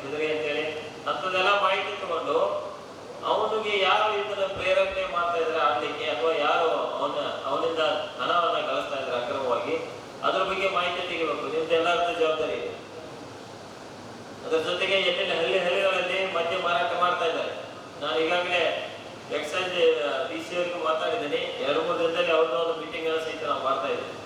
ಎಲ್ಲ ಅವರು ತಾಲೂಕು ಮಟ್ಟದ ಅಧಿಕಾರಿಗಳನ್ನು ಕರೆಸಿ ನಾವು ಮುಂದಿನ ದಿನಗಳಲ್ಲಿ ಅಕ್ರಮ ಮದ್ಯಕ್ಕೆ ವಿತೌಟ್ ಲೈಸೆನ್ಸ್ ಶಾಪ್ನಲ್ಲಿ ಯಾವುದೇ ಕಾರಣಕ್ಕೂ ಮಾಡಲಿಕ್ಕೆ ಅವಕಾಶ ಇಲ್ಲ ಅಂತೇಳಿ ಅವ್ರಿಗೆ ಕ್ಲಿಯರ್ ಕಟ್ ಡೈರೆಕ್ಷನ್ ಅನ್ನು ಸಹಿತ ನಾವು ಕೊಡ್ತಾ ಇದ್ದೀವಿ. ಸೊ ಅವ್ರಿಗೆ ಕೊಟ್ಟ ಮೇಲೆ ನಿಮಗೂ ಎಲ್ಲ ಹೇಳಿದ ಮೇಲೆ ನಂತರದಲ್ಲಿ ಯಾವುದಾದ್ರು ಚಟುವಟಿಕೆ ನಡೆದ್ರೆ ಎಲ್ಲರೂ ಜವಾಬ್ದಾರಿ ಆಗ್ತದೆ. ಇವತ್ತು ನಿಮ್ಮನ್ನೆಲ್ಲ ಕರೆಸಿ ಹೇಳುವ ಉದ್ದೇಶ ಏನಂತಂದ್ರೆ ಮುಂದಿನ ದಿನಗಳಲ್ಲಿ ನನಗೆ ಯಾವುದೋ ಫೋನ್ ಬಂತು ಅಥವಾ DSPಗಳಿಗೆ ರೆಸಿಡೆನ್ಸ್ಗಳಿಗೆ ಯಾವುದೋ ಫೋನ್ ಬಂತು, ಇವರು ಹೋಗಿ ರೇಡ್ ಮಾಡಿಸಿದ್ರು, ಆಗೇನಾದ್ರು ಆದರೆ ಸಂಬಂಧಪಟ್ಟ ಬೀಟ್ನವ್ರಿಗೆ ಇವತ್ತು ಕರೆಸಿ ಹೇಳುವ ಉದ್ದೇಶ ಅದೇ. ನೀವು ಜವಾಬ್ದಾರಿ ಆಗ್ತೀರಿ. ನಿಮ್ಮ ಏರಿಯಾದಲ್ಲಿ ಅಕ್ರಮ ಚಟುವಟಿಕೆಗಳಿದ್ದರೆ ನಿಮ್ಮ ಸಂಬಂಧಪಟ್ಟ ಇನ್ಸ್ಪೆಕ್ಟರ್ PSIಗಳಿಗೆ ಹೇಳಿ ರೇಡ್ ಮಾಡಿಸಿ, ಬಂದ್ ಮಾಡಲಿಲ್ಲ ಅಂತಂದ್ರೆ ರೇಡ್ ಮಾಡಿಸಿ. ನಿಮ್ಮ ಕಂಟ್ರೋಲಲ್ಲಿ ಆಗಲಿಲ್ಲ ಅಂದರೆ ಇನ್ಸ್ಪೆಕ್ಟರ್ಗಳಿಗೆ ಹೇಳಿ, ಇನ್ಸ್ಪೆಕ್ಟರ್ ಮಾಡಲಿಲ್ಲ ಅವರೇ ಬಿಡ್ತಾ ಇದ್ದಾರೆ ಅಂತಂದ್ರೆ DSPಗೆ ಹೇಳಿ, ಅವರು ಏನು ಮಾಡ್ತಾ ಇಲ್ಲ ಅಂತಂದ್ರೆ ನಮಗೆ ಹೇಳಿ. ಸೊ ಹೇಳಲಿಕ್ಕೆ ಬಹಳಷ್ಟು ನೀವು ನಿಮ್ಮ ಏರಿಯಾ ಸ್ವಚ್ಛವಾಗಿ ನೋಡ್ಕೋದು ಜವಾಬ್ದಾರಿ ನಿಮ್ಮದು. ನಿಮ್ಮ ಏರಿಯಾದಲ್ಲಿ ಏನೋ ಚಟುವಟಿಕೆ ನಡೆಯುತ್ತಿದ್ರೆ ಗಮನಕ್ಕೆ ತರಬೇಕು. ಇದೇ ಕಂಪ್ಲೀಟ್ ಸ್ವಚ್ಛ ಇದೆ ಆ ಥರ ಅಂತಲ್ಲ. ಎಲ್ಲ ಕಡೆಯಲ್ಲಿ ನಾವು ಎಲ್ಲಿ ಸರಿಯಾಗಿ ಮಾನಿಟರ್ ಮಾಡೋಕ್ಕಾಗಲ್ಲ, ನಾವು ಎಲ್ಲಿ ಬಿಜಿ ಆಗಿರ್ತೀವಿ ಆ ಕಡೆ ಗಮನ ಹರಿಸೋಕ್ಕಾಗಲ್ಲ ಅಂತಂದ್ರೆ ನಮ್ಮ ಗಮನಕ್ಕೆ ಬಂದ್ರೂ ಅಥವಾ ಬರದೇನೋ ಸಹಿತ ಚಟುವಟಿಕೆ ನಡೀತಾ ಇರ್ತವೆ. ಅದನ್ನ ಕಂಟ್ರೋಲ್ ಮಾಡಲಿಕ್ಕೆ ಇರೋದೇ ನಾವೆಲ್ಲ. ಸೊ ಅದನ್ನ ಮಾಡ್ಬೇಕಂತಂದ್ರೆ ನೀವು ಎಲ್ಲರೂ ಮಾಡ್ಬೇಕಾಗ್ತದೆ. ಕೇವಲ SP ಆಗಿ ನಾನು DSP ಆಗಿ ಏನೋ SSP ಆಗಿನೋ ಇನ್ಸ್ಪೆಕ್ಟರ್ ಆಗಿರೋ PSI ಆಗಿರೋ ಮಾಡೋಕ್ಕಾಗಲ್ಲ. ಪ್ರತಿಯೊಬ್ಬರು ಸಹಿತ ಇದಕ್ಕೆ ಜೋಡಿಸಿದ್ರೆ ಮಾತ್ರ, ಕೈ ಜೋಡಿಸಿದ್ರೆ ಮಾತ್ರ ಈ ಒಂದು ಸಮಾಜದಲ್ಲಿ ಸಾಧ್ಯವಾದಷ್ಟು ಮಟ್ಟಿಗೆ ಒಂದು ವ್ಯವಸ್ಥೆಯನ್ನು, ಸರಿಯಾದ ವ್ಯವಸ್ಥೆಯನ್ನು ಜಾರಿಗೆ ತರಲಿಕ್ಕೆ ಸಾಧ್ಯ ಆಗ್ತದೆ. ಅದಕ್ಕೆ ನೀವೆಲ್ಲರೂ ಕೆಲಸ ಮಾಡಬೇಕು. ಹಳ್ಳಿಯಲ್ಲಿ ಎಷ್ಟೋ ಜನ ಮಾಹಿತಿ ಕೊಡ್ತಾರೆ, ಆ ಮಾಹಿತಿಯನ್ನ ಆಧರಿಸಿ ನಾವು ಎಷ್ಟೋ ಕಡೆ ಕಂಟ್ರೋಲ್ ಮಾಡಿದ್ರೆ ಎಷ್ಟೋ ಆಗ್ತದೆ. ಅಲ್ಲಿ ಮದ್ಯ ಮಾರಾಟ ಮಾಡ್ತಾರೆ, ಇಲ್ಲಿ ಗಾಂಜಾ ಹೊಡಿತಾ ಇದ್ದಾರೆ, ಇಲ್ಲಿ ಚಾಕು ಹೊಡ್ಕೊಂಡು ಓಡಾಡ್ತಾರೆ ಹುಡುಗರು, ಇಲ್ಲಿ ರೋಡ್ ಸೈಡ್ ಕೂತ್ ಕುಡಿತಾ ಇದ್ದಾರೆ, ಗದ್ದೆಗಳಲ್ಲಿ ಸ್ಪಿಟ್ ಆಡ್ತಾ ಇದ್ದಾರೆ, ಎಷ್ಟು ಮಾಹಿತಿಗಳು ಬರ್ತದೆ ನಮಗೆಲ್ಲ. ಸೊ ಇವೆಲ್ಲ ನಿಲ್ಬೇಕಂತಂದ್ರೆ ನೀವು ಪ್ರತಿ ಹಳ್ಳಿಗೆ ಹೋಗ್ಬೇಕು, ಓಡಾಡಬೇಕು. ಆ ಹಳ್ಳಿಯಲ್ಲಿ ಯಾರು ತಪ್ಪು ಮಾಡ್ತಾ ಇದ್ದಾರೆ ಅಥವಾ ಯಾರು ಇಂಥ ಒಂದು ಅಕ್ರಮ ಚಟುವಟಿಕೆಯಲ್ಲಿ ಭಾಗಿಯಾಗಿದ್ದಾರೆ ಅವ್ರನ್ನ ಲಿಸ್ಟ್ ಔಟ್ ಮಾಡ್ಬೇಕು. ರಾಬರಿ ಮಾಡುವಂಥವ್ರು ಯಾರು, ಇಸ್ಪಿಟ್ ಆಡುವಂಥವ್ರು ಯಾರು, ಸರಾಯಿ ಮಾರಾಟ ಮಾಡುವಂಥವ್ರು ಯಾರು, ಗಾಂಜಾ ಹೊಡೆಯುವಂಥವ್ರು ಯಾರು, ಗಾಂಜಾ ಸರಬರಾಜು ಮಾಡುವಂಥವ್ರು ಯಾರು, ಸುಮ್ಮನೆ ಕೆಲಸ ಇದ್ದ ಹುಡುಗಿಯರು ಚುಡಾಯಿಸ್ಕೊಂಡು ಓಡಾಡ್ಕೊಂಡು ಇರುವಂಥವ್ರು ಯಾರು, ರಸ್ತೆ ಬದಿಗಳಲ್ಲಿ ಲೇಔಟ್ಗಳಲ್ಲಿ ಅಲ್ಲಿ ಕೂತ್ಕೊಂಡು ಸರಾಯಿ ಕುಡಿದು ಈ ತರ ಮಾಡ್ಕೊಂಡಿರೋರು ಯಾರು, ಇದು ಲಿಸ್ಟ್ ನಿಮ್ಮ ಕಡೆ ಇರಬೇಕು. ಸೊ ಇಂಥ ಎಲ್ಲ ಲಿಸ್ಟ್ ಔಟ್ ಮಾಡಿ ಅವ್ರನ್ನ ಒಬ್ಬೊಬ್ಬನಾಗಿ ಸರಿದಾರಿಗೆ ತರಲಿಕ್ಕೆ ಸಾಧ್ಯ ಇದೆ. ಅವ್ರ ಮೇಲೆ ಕೇಸ್ ಹಾಕ್ಬೋದು, ಜೈಲಿಗೆ ಕಳಿಸ್ಬೋದು, ಎಚ್ಚರಿಕೆ ಕೊಡ್ಬೋದು, ಗಡಿಪಾರು ಮಾಡ್ಬೋದು, ಗುಂಡಾ ಆಕ್ಟ್ ಹಾಕ್ಬೋದು, ಕೋಕಾ ಆಕ್ಟ್ ಹಾಕ್ಬೋದು, PTNPS ಹಾಕ್ಬೋದು. ನೂರಾರು ದಾರಿ ಇದೆ ಒಬ್ಬ ವ್ಯಕ್ತಿನ ಸರಿ ದಾರಿಗೆ ತರಲಿಕ್ಕೆ. ಅಥವಾ ಸರಿ ದಾರಿಗೆ ಬರಲಿಲ್ಲ ಅಂದ್ರೆ ಅವನಿಗೆ ಸರಿಯಾದ ಜಾಗದಲ್ಲಿ ಅವನು ಇರಿಸಲಿಕ್ಕೆ ನೂರಾರು ದಾರಿಗಳಿವೆ. ಆ ದಾರಿಗಳನ್ನ ನೀವು ಕಂಡುಕೋಬೇಕಂತಂದ್ರೆ ಅವನು ಯಾರು, ಅವನು ಏನ್ ಮಾಡ್ತಾ ಇದ್ದಾನೆ, ಅವನ ಹಿನ್ನೆಲೆ ಏನು, ಅವನ ಮೇಲೆ ಡಾಕ್ಯುಮೆಂಟೇಶನ್ ಮಾಡ್ಕೊಂತ ಬರಬೇಕು. ಒಬ್ಬೊಬ್ಬನು ಯಾವನು ಸರ್ ಇವ್ ಗ್ಯಾಮ್ಲರ್ ಸರ್, ಇವನು ಎಸ್ಪಿಟ್ ಬಿಟ್ಟು ಬೇರೆ ಕೆಲಸ ಇಲ್ಲ ಅಂತಾರೆ. ಆದ್ರೆ ನೋಡಿದ್ರೆ 1-2 ಕೇಸ್ ಇರಲ್ಲ, ಕೇಸ ಮಾಡಲಾಗಿಲ್ಲ. ಸೊ ಈ ತರದ ಎಲ್ಲ ವ್ಯವಸ್ಥೆ ಇರ್ತದೆ. ಸೊ ನೀವೆಲ್ಲರೂ ಒಬ್ಬ ಪೊಲೀಸ್ ಮನಸ್ಸು ಮಾಡಿದ್ರೆ ಎಂಥವ್ರನ್ನೂ ಹೆದರ್ಸಲಿಕ್ಕೆ ಸಾಧ್ಯ ಇದೆ. ಏನೋ ನೀವು ಕರೆಕ್ಟಾಗಿ ಕೆಲಸ ಮಾಡ್ತಾ ಇದ್ರೆ, ನೀವು ತಮ್ಮ ಕೆಲಸ ಮಾಡ್ತಾ ಇದ್ರೆ ಅವರೇ ನಿಮ್ಮನ್ನು ಹೆದರ್ಸ್ಕೋತಾರೆ. ಈ ಥರದ್ದಾಗ್ತದೆ. ಸೊ ಹೀಗಾಗಿ ಇವತ್ತು ನಿಮ್ಮನ್ನ ನಾವು ಈ ಒಂದು ಮೀಟಿಂಗ್ ಕರೆದ ಉದ್ದೇಶ ಏನಂತಂದ್ರೆ ನಿಮ್ಮ ಜವಾಬ್ದಾರಿಗಳು ಏನು, ಡ್ಯೂಟಿಗಳು ಏನು, ಅದನ್ನು ನೀವು ಏನೇನು ಕೆಲಸ ಮಾಡಬೇಕು ಸಂಕ್ಷಿಪ್ತವಾಗಿ ನಾವು ಹೇಳಿದ್ವಿ. ಬೀಟ್ ಸಿಸ್ಟಮ್ ಅನ್ನು ಓದಿ ಹೇಳಿದರೆ ನನಗೂ ಗೊತ್ತಿದ್ದಷ್ಟು ನನ್ನ ಅನುಭವದ ಪ್ರಕಾರ ಏನು ಆಗಬೇಕು, ಏನು ಮಾಡಬೇಕು ಅಂತೇಳಿ ನಾನು ಟೈಮ್ ಲೈನ್ ಪ್ರಕಾರ ನಿಮಗೆ ಮಾಡಿ ಹೇಳಿದೆ. ಸೊ ನೆಕ್ಸ್ಟ್ ವಾರ 15 ದಿನಗಳಲ್ಲಿ ಬೀಟ್ ಮೀಟಿಂಗ್ಗಳು ಸ್ಟಾರ್ಟ್ ಆಗುತ್ತೆ. ಆ ಬೀಟ್ ಮೀಟಿಂಗ್ಗಳಿಗೆ ನಮ್ಗೆ ಕರಿಬೇಕು, ನಾವು ಬರ್ತೀವಿ. ಹಳ್ಳಿಗೆ ನೀವು ತಿರುಗಾಡಬೇಕು. ಈಗ ಇವತ್ತು ನನ್ನ ರಜಾ ಇದೆ, ರಜೆ ಇದ್ರೂ ಯಾಕೆ ಕರೆದಿದ್ದೀನಿ ನಿಮಗೆಲ್ಲ ಜವಾಬ್ದಾರಿ ಇದೆಯಲ್ಲ ನಮಗೆ. ನಿಮಗೂ ಅದೇ ತರ ಜವಾಬ್ದಾರಿ ಬರ್ಬೇಕಾದ್ರೆ ನೀವು ಪ್ರತಿಯೊಬ್ಬರು ಹಳ್ಳಿಗೆ ಹೋಗ್ಬೇಕು. ನನಗೆ ಸೆಂಟ್ರಿ ಹಾಕಿದ್ದಾರೆ ಸರ್, ಬಂದೋಬಸ್ತ್ ಇದೆ ಸರಗೂರು ಬಂದೋಬಸ್ತ್ ಹೋಗಿದ್ದೀನಿ ಸರ್ ನಾನು ಅಂತೇಳಿ ಕೆ ನಗರದಿಂದ ಹೋಗಿ ಬಂದ್ಮೇಲೆ ಏನು ಕೆಲಸ ಮಾಡ್ತಾರೆ?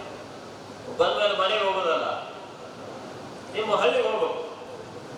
ಈಗ ನಮಗೂ ಬಂದೋಬಸ್ತ್ ಹಾಕಿರ್ತಾರೆ, ಅಥವಾ ನಿಮ್ಮ ಇನ್ಸ್ಪೆಕ್ಟರ್ಗಳು ಬಂದೋಬಸ್ತ್ ಹಾಕಿರ್ತಾರೆ, ಅಥವಾ ಕೋರ್ಟ್ ಡ್ಯೂಟಿ ಹಾಕಿರ್ತಾರೆ.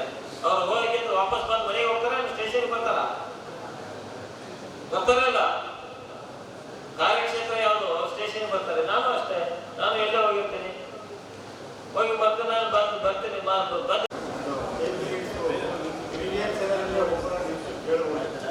ಪ್ರಾಕ್ಟಿಕಲ್ ಆಗಿ ನಿಮಗೆ ಪ್ರಾಬ್ಲಮ್ ಇರ್ತದೆ. ಪ್ರಾಕ್ಟಿಕಲ್ ಪ್ರಾಬ್ಲಮ್ಸ್ ಏನಾದ್ರು ಇದ್ದರೆ ಶಾರ್ಟ್ ಆಗಿ ಕೇಳಿ ವಿಚಾರಗಳು ನಮ್ಗೆ ಅರ್ಥ ಆಗ್ತದೆ. ಆದ್ದರಿಂದ ನೀವು ಅಲ್ಲಿ ಕೈ ಎತ್ತಿ ಮೈಕ್ ಕಳಿಸಿ ಹೇಳಬೇಕು. ನಮ್ಮ ಗ್ರೀವಿಯನ್ಸ್ ಇದ್ದರೆ, ಪ್ರಾಬ್ಲಮ್ಸ್ ಇದ್ದರೆ, ಕಷ್ಟ ಇದೆ, ಹೇಳಿದ್ದೆಲ್ಲ ಮಾಡೋಕ್ಕೆ ಕಷ್ಟ ಇದೆ ಅಂದರೆ ಬೇರೆ ಹೇಳೋದು. ಇಲ್ಲಾಂದರೆ ಹೇಳಿದ್ದೆಲ್ಲ ಮಾಡ್ಕೊಂಡು ಒಪ್ಕೊಳ್ಳೋಕ್ಕಾಗತ್ತೆ. 15 ಡೇಸಲ್ಲಿ ಕಂಪ್ಲೇಂಟ್ ಕೊಡಬೇಕು. ಪ್ರಾಬ್ಲಮ್ಸ್ ಇದೆಯಾ? ಏನಿಲ್ಲ ಅಲ್ಲ. 15 ದಿವಸದಲ್ಲಿ ನಾವು ಕ್ಯಾರಿ ಔಟ್ ಮಾಡ್ತೀವಿ ಅಂತ ಎಲ್ಲ ಹೇಳ್ಬೋದು ನಮ್ಮ ಸಾಹೇಬರಿಗೆ.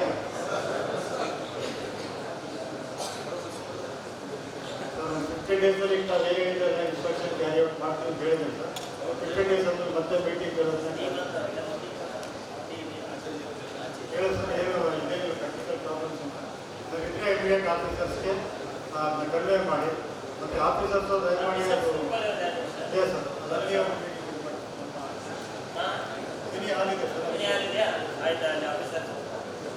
ಮತ್ತೆ ಆಫೀಸರ್ಸ್ ಈಗ ಸ್ಟ್ಯಾಂಡಿಂಗ್ ಆರ್ಡರ್ ಕಾಪಿ ಏನಿದೆ ದಯಮಾಡಿ ನೀವು ಸ್ಟಾಫ್ ಎಲ್ಲ ಜೆರಾಕ್ಸ್ ಮಾಡಿ ಕೊಟ್ಬಿಡಿ. ಲೆಟ್ ಟೈಮ್ ಓದ್ರೋದು. ಯಾಕೆ ನಾವು ಹೇಳಿರ್ತೀವಿ, ಅದು ಪದೇ ಪದೇ ನೋಡ್ಬೇಕಂದಾಗ ನೋಡ್ಕೊಳ್ಳಿ ಅಂತ. 4 ಇದೆ, 10, 17, 10, 53 ಮತ್ತು ಅದರಲ್ಲಿ ಇಂಪ್ರೂವೈಸು ಮತ್ತು ಮನೆಗೆ ಸರ್ ಇಷ್ಟನ್ನ ಕಾಪಿ ಮಾಡಿಸಿ ಪ್ರತಿಯೊಬ್ಬರಿಗೂ ಕೊಟ್ಟು ಎಲ್ಲ ಟೀ ಇದೆ ಮುಗಿಸ್ಕೊಡೋದು. ಮಾತ್ರ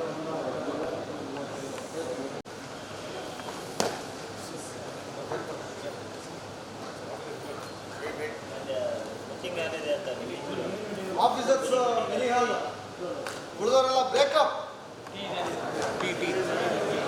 ಆಫೀಸರ್ಸ್ ಫಸ್ಟ್